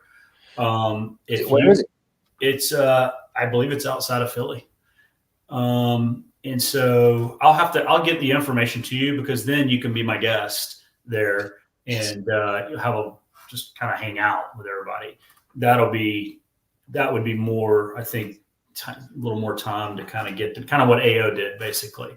That would be awesome if you did. I'll send you the information on it. It's those events are, they're like $40. We do that to, obviously you want people to feel like they're getting some value, but we want people to be able to come too. So it's usually the 2-day summit. Starts Friday. We play Into the Light, General Flynn speaks, and then Saturday all day there's sessions and stuff. But you should definitely do that. You should try to do that for I will. There's no chance in hell I will say no to that.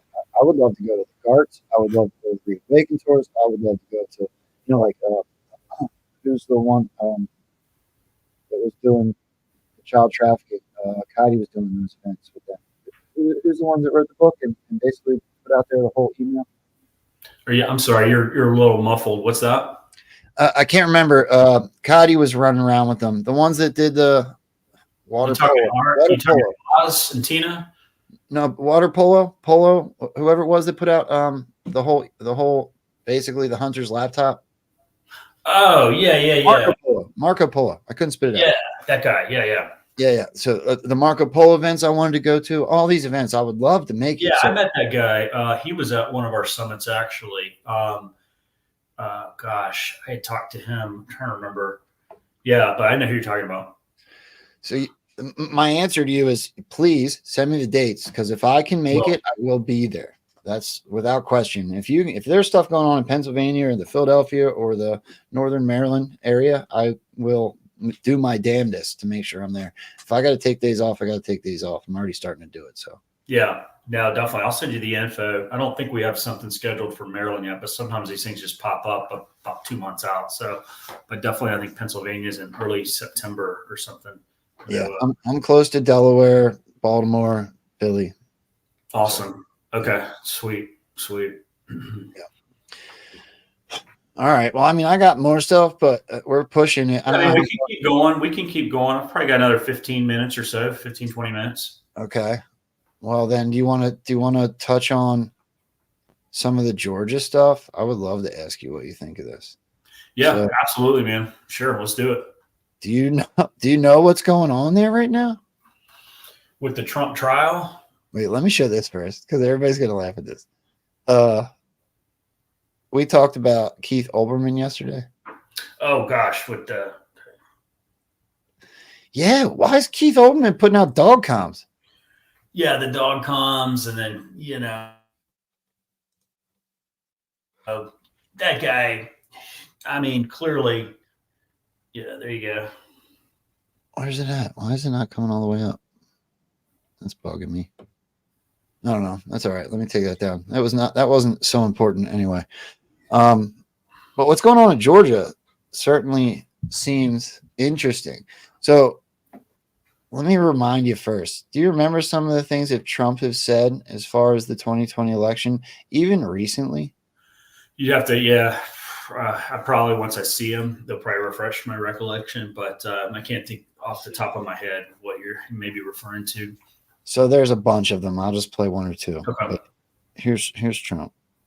There's something I haven't figured that one out. I don't even know. Oh, they're trying me because I said something about the election, I think, They want to say that, well, first of all, that's an easy one to win because that was the most corrupt election. We have such proof of it, but they're trying me.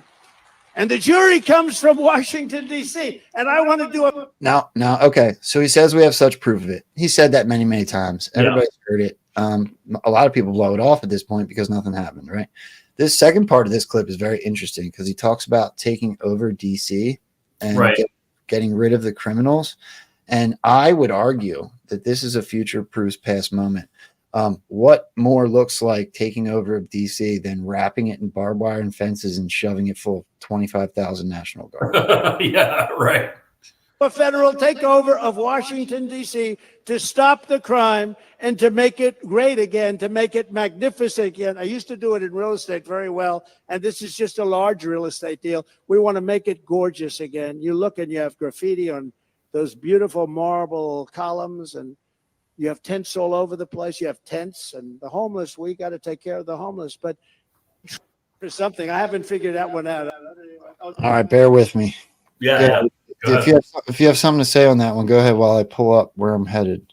No, I mean, I guess the context could be the federal government takes over directly the administration of the city itself because of the lack of enforcement, or police presence or et cetera.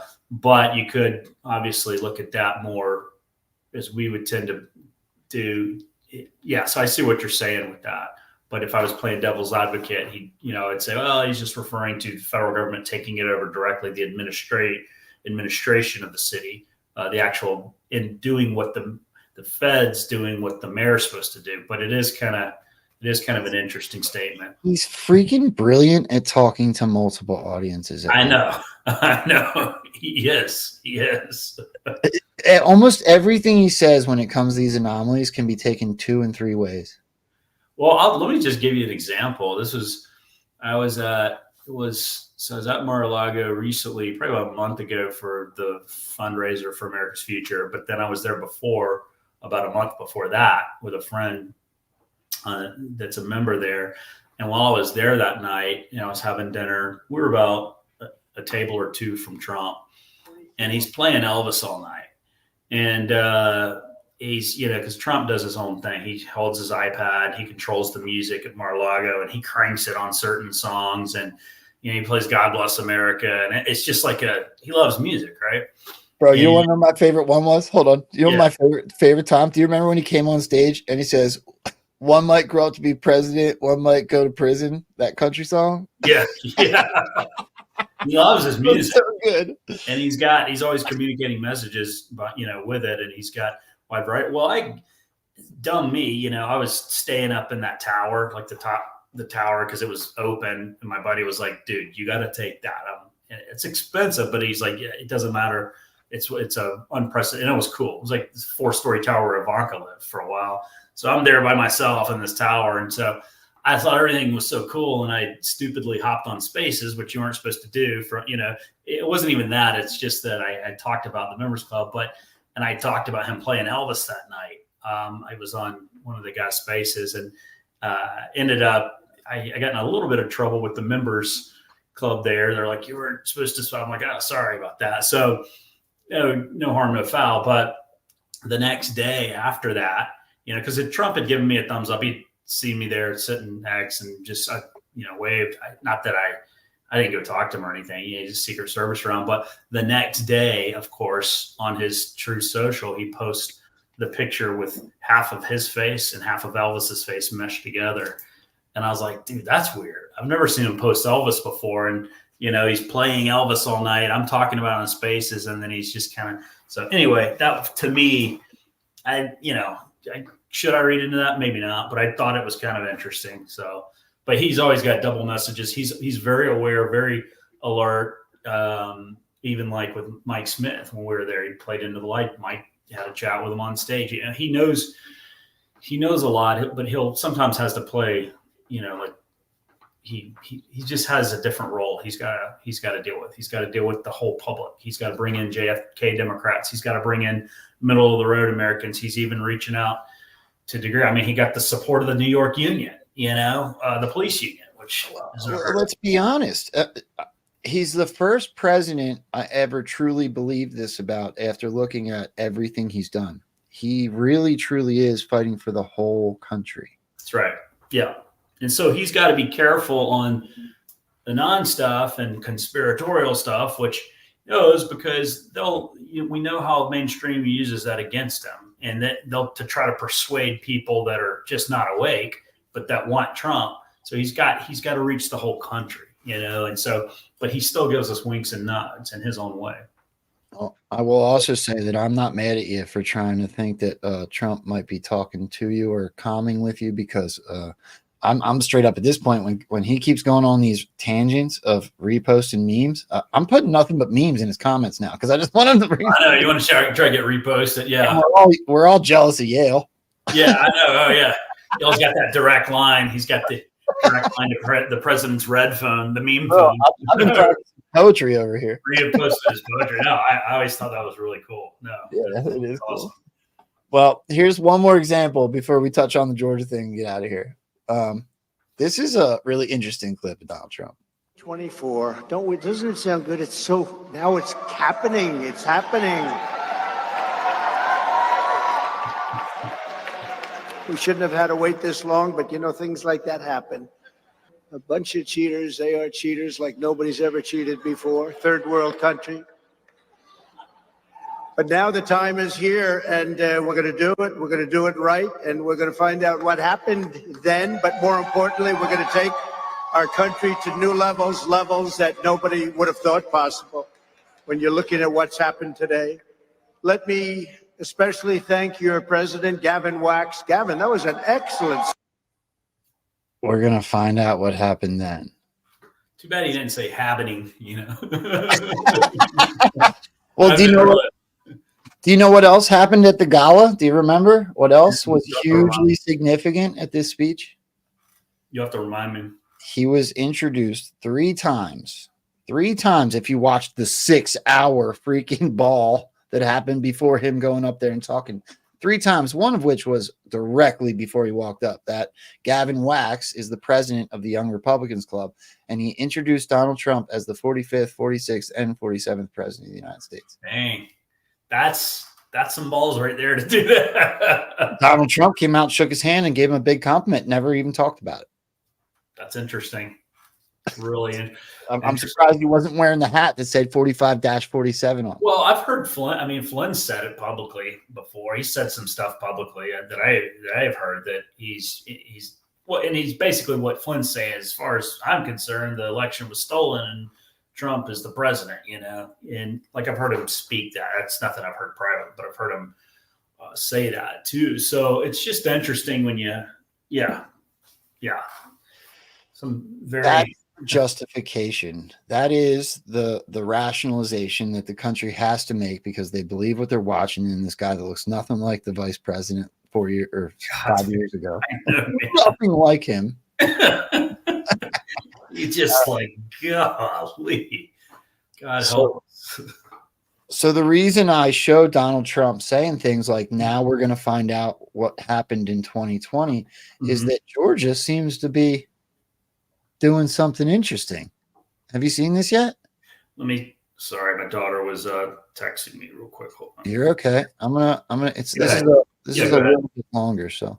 I'm trying to get to the point of finding evidence that 17,852 ballots actually exist. So there either need to be ballot images or we need to go look at the ballots, the paper ballots. Well, it's very simple. As I explained at the beginning, we have the paper ballots. The paper ballots exist. There's no 17,000 missing ballots. The discrepancy, the 17,000 discrepancy was because of that scanner error, the programming error in the scanner. That got corrected. The results were recertified and re-reported, and that accounted for the 17,000 difference. There was no missing ballots. Like I said, we have hand counted every single ballot. Great. Can we, then let's look at the paper ballots.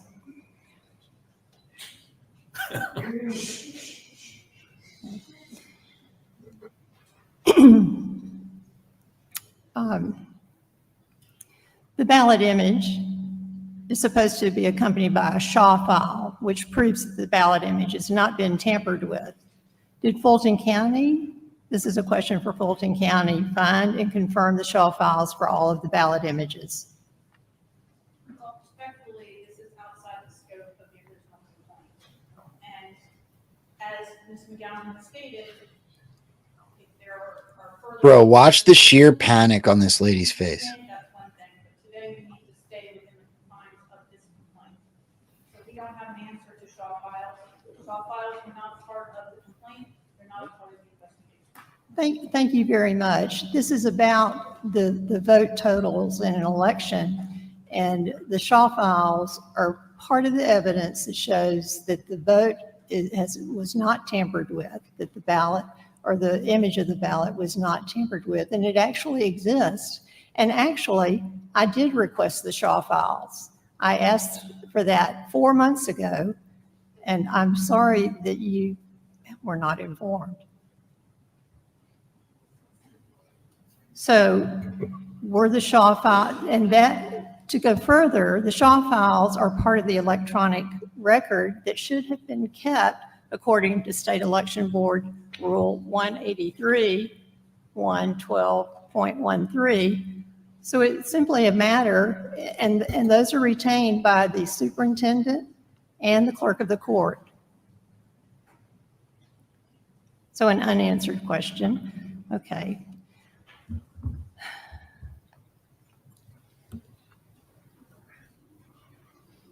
For the investigator, do you agree that a SHA file, there's a SHA file for every ballot? I'm admittedly not a technical expert. I am legal counsel to the Secretary of State's office. I expect there would be, but again, that was not part of this investigation. Okay. I asked for a technician to be here to answer some of these questions. Is there a technician here that could answer these questions? No, we have a primary going on right now, and I'm our technical expert. No, they're busy stealing our elections.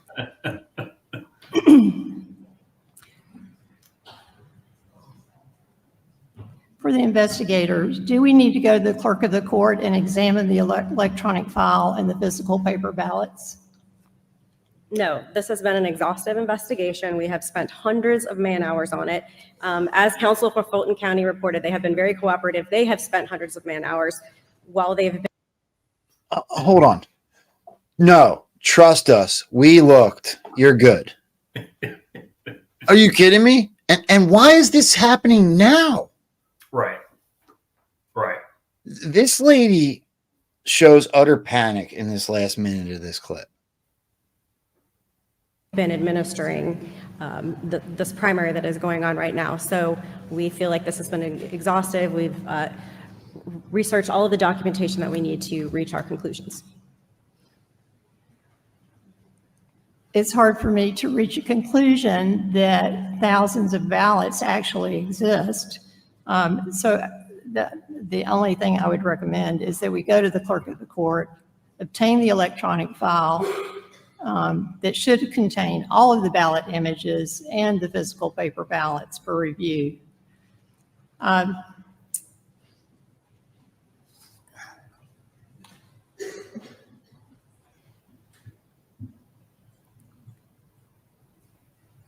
So MC, machine count 2 has 17,352 votes for which there are no ballots. 17,000. And still no ballot images.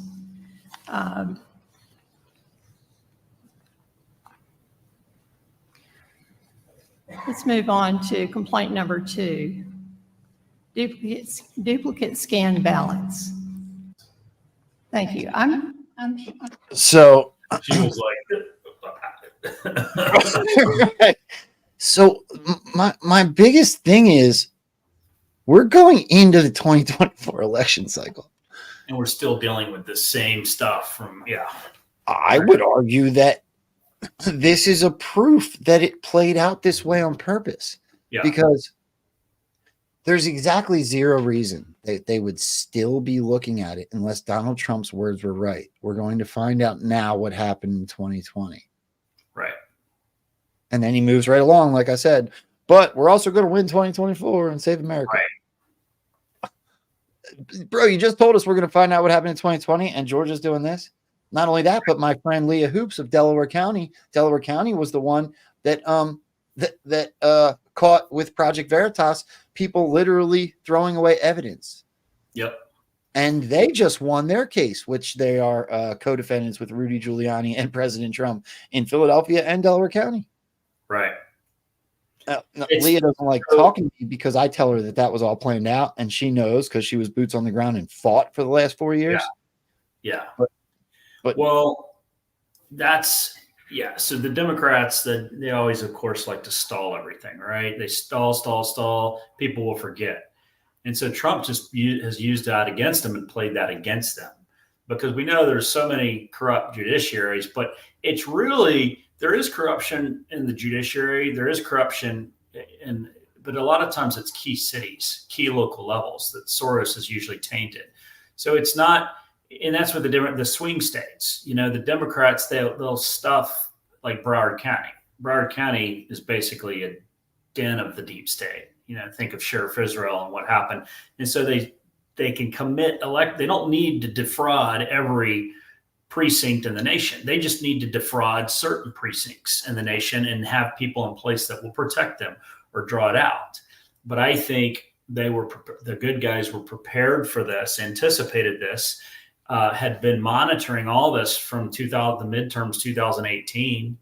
And they knew about it before 2016, because obviously, like you said earlier, Trump somehow won that because Hillary was shocked. That's why she didn't come out for a few hours to give her speech, So the military obviously knew they were stealing these elections even before 2016, because they were prepared to secure key voting precincts the way they did in 2016.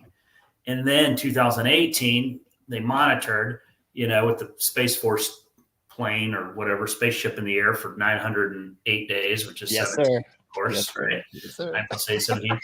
And so they've been monitored. So this is, and then you got a guy like Boone posting back in 13 and 14, all this stuff. How long have they been monitoring and preparing for this and watching the Democrats, studying them? The other thing too, somebody sent it to me. I think, who was it? Boone reposted this the other day. Quietly behind the scenes, I think early on in Trump's administration, what he did was reinstitute the OSS, which was the military, is how military gathered intelligence before the CIA. Okay, the CIA formed out of the OSS. I believe what's happened is secretly, quietly, the OSS has been reformed, and they're now doing the intelligence gathering throughout the world, working with Space Force that the CIA was supposed to be doing. So how much of that was already in place even before 16, gathering this, and to allow the Democrats to continue to setting traps. You think of the servers in Germany and Ukraine and all that stuff. And all this, now that we look back, future proves past, we can see the big picture. We get Trump's little hints. Those of us that have been doing this for a long time, or that followed all the Q posts that I've read and studied that because you knew something was different, you start to see this big picture playing out, and you start thinking, wow, and here it is. Why has it taken 4 years basically to get this, or 3.5 years to get to this election fraud up before the courts? Well, it's coming in perfect succession. I'll just remind you of something that Flynn keeps saying publicly. I keep hearing him say is if there even is an election, I don't know at this point, so I just, there's so much that can happen between now and November 4th. And I personally think we the people are going to overwhelm the popular vote in probably 48 to 50 states, to where even though there's election fraud, I think certain centers and precincts where the Democrats are going to try to cheat, I think the military, there is going to be some background. What happened in 16 is going to be what happens in 2024. They're going to secure it. It's going to be overwhelming. And Democrats are still going to try to cheat. They're going to try to cheat, but it won't matter because we're just overwhelming. We the people, military plus civilian alliance, again, looking at that more than one way, is going to happen. And then the real question is going to be what's going to happen when Congress and Kamala Harris has to confirm the vote. Is she going to do what we all wanted Pence to do in 2020 and reject it? And then what's going to happen? So, because Democrats, ultimately, the Union Party is going to want civil war to some degree. And, so I don't know. We just have to focus on doing what we can locally. Local action produce a national impact, because we don't always have control over the national. But we got to get out there, vote. We have to take our republic back from this globalist deep state fascists. Again, it's an alliance. We're working together. It's not an operation against the government. We support the United States government under the constitutional way it's supposed to be. But these outsiders, Chinese, Iran, through their proxies like Obama and these guys and Hunter Biden, have basically taken sections of our government over. And we have to take that back from these outsiders under our duty under the Declaration of Independence and our constitutional duties. Where's Gina Haspel, bro? Where has she been? She's been. Oh, where is she? I don't know. She was the one that was supposedly in that warehouse in Germany. Remember that story? Yeah, I remember. I remember. Interesting, right? You know what? I think that some people don't necessarily realize, and I think you touched on it, but I want to emphasize: local action equals national impact. When it comes to elections, you can take a look at Ruby Freeman and her daughter. If everyone, look, Donald Trump's pause comment, right? We'll see how bad they've done so that we can do what must be done because everybody will agree with us. Aligns perfectly with the drops. People had to be shown, not told, right? It's everything that we're watching right now. So coincidental that it couldn't possibly be a coincidence. But if everyone does begin to agree and we all believe in the same thing, well, there goes the cheating, because we are all at the elections paying attention. We are getting involved in elections. So a Ruby Freeman won't have the opportunity to walk around a warehouse filming herself cheating, right, and then get an award from the fake president. Right. Right.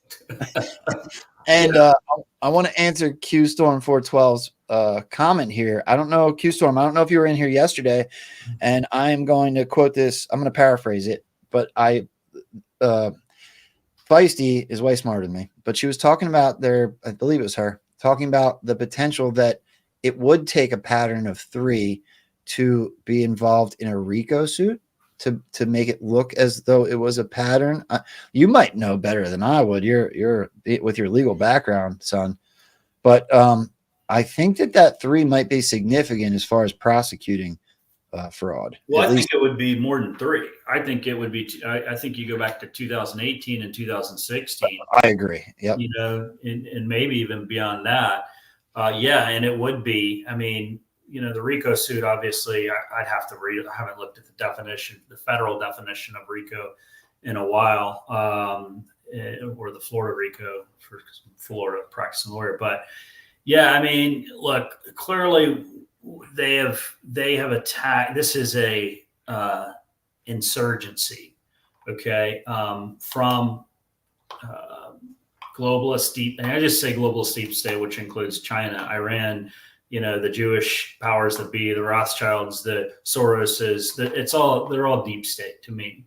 And they've got their pawn, Saudi Arabia, of course, MBS, Trump was friends with him, had to get rid of his, the evil uncle over there, which they did. They had to remove that one part of the triangle. But yeah, I definitely think there's something, I think we had means and grounds for the military to really step in and say, no, we're going to protect the Constitution. We have a duty to the Republic because it's basically foreign powers doing this. However, because these foreign powers are using citizen proxies, it's got to, for the American public and perception, to show that the good faith and credit of the United States still exists and our Constitution is still viable and our Republic is still viable.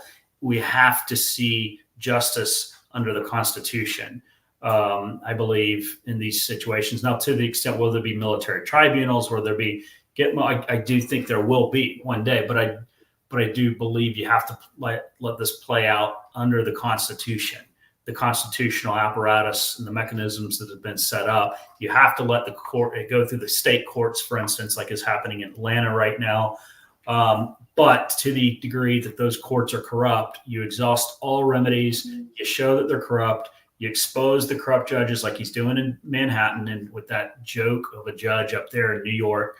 And you show how corrupt they are and how beholden to the deep state they are.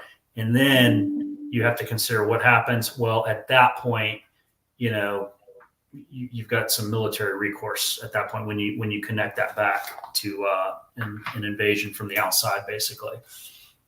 It's an insurgency from people within being aided by foreign nationalists outside the country, which it's an indirect invasion, essentially. Brilliant.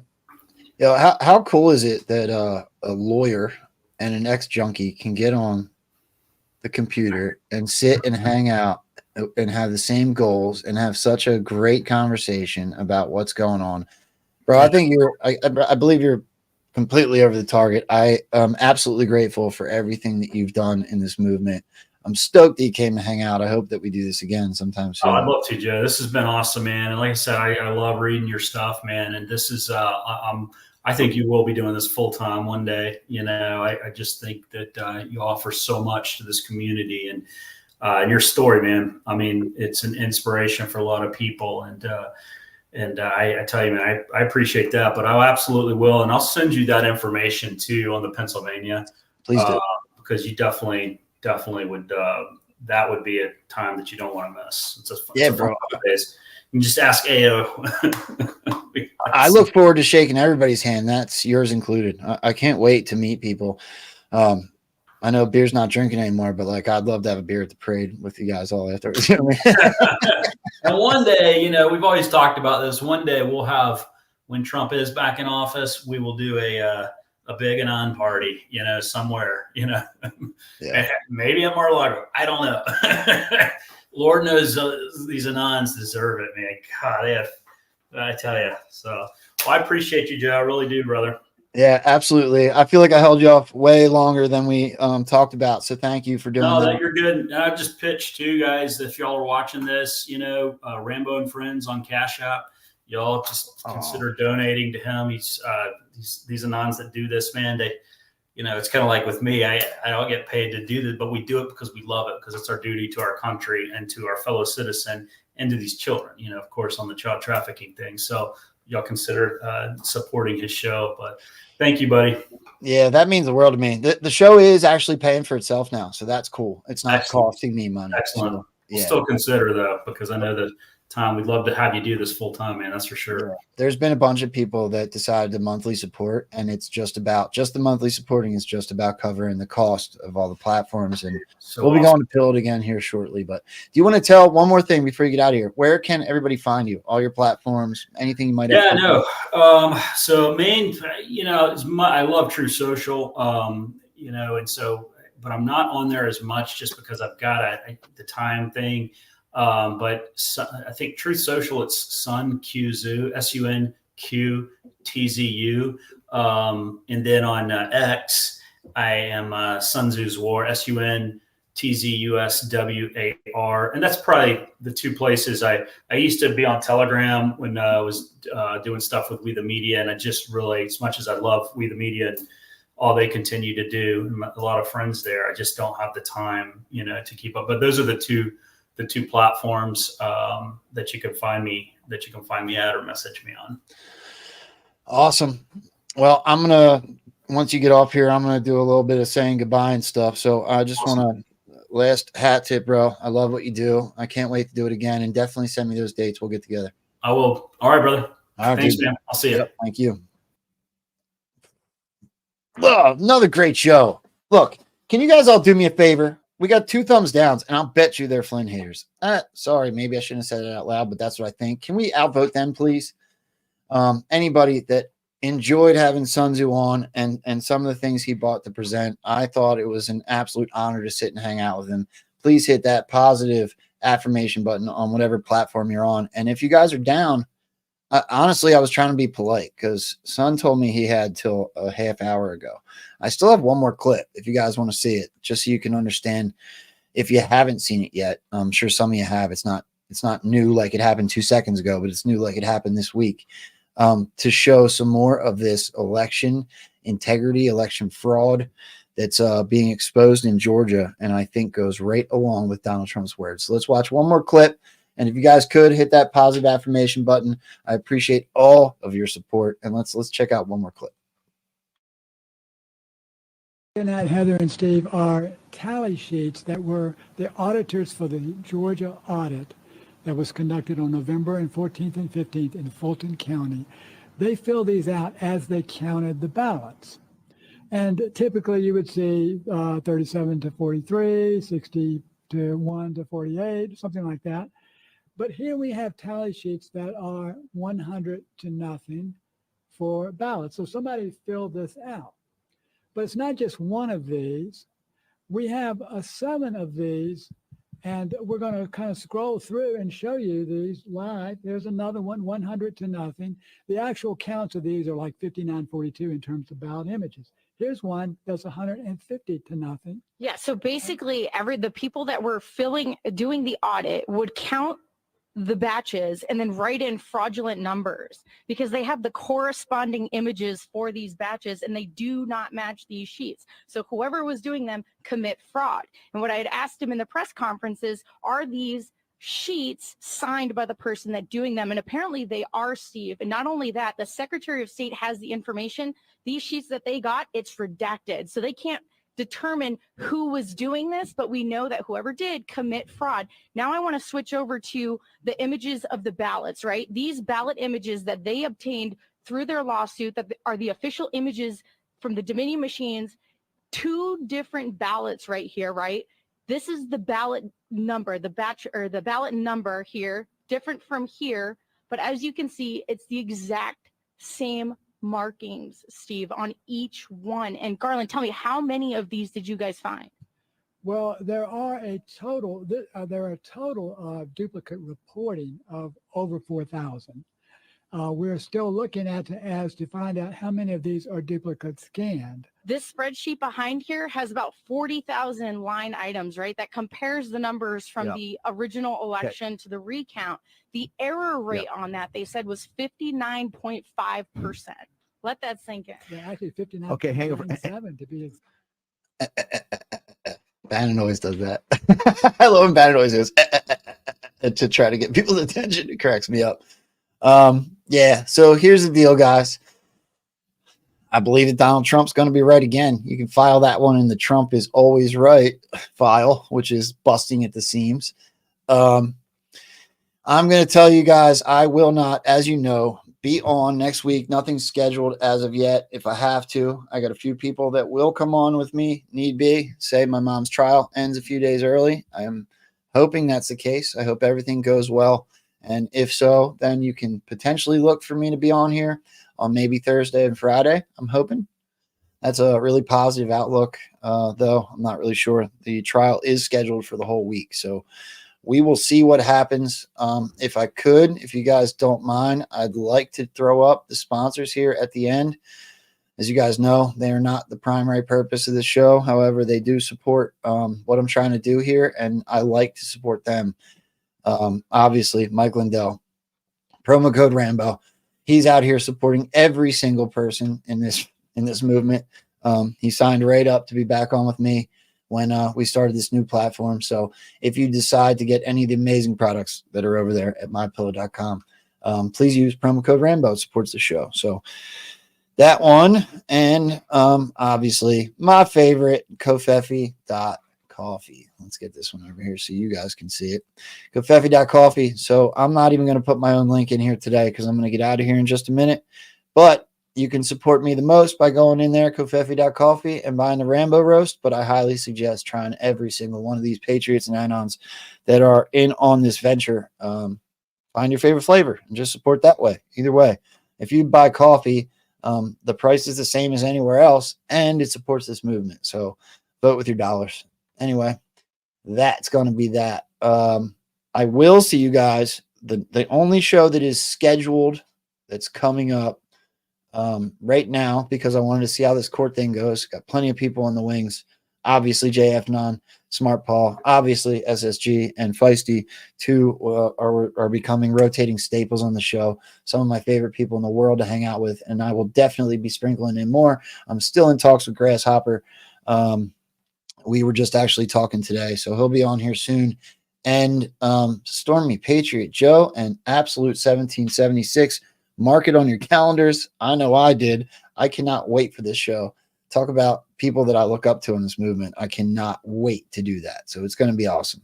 I look forward to it. If you guys could all keep me and my son in your prayers for next week.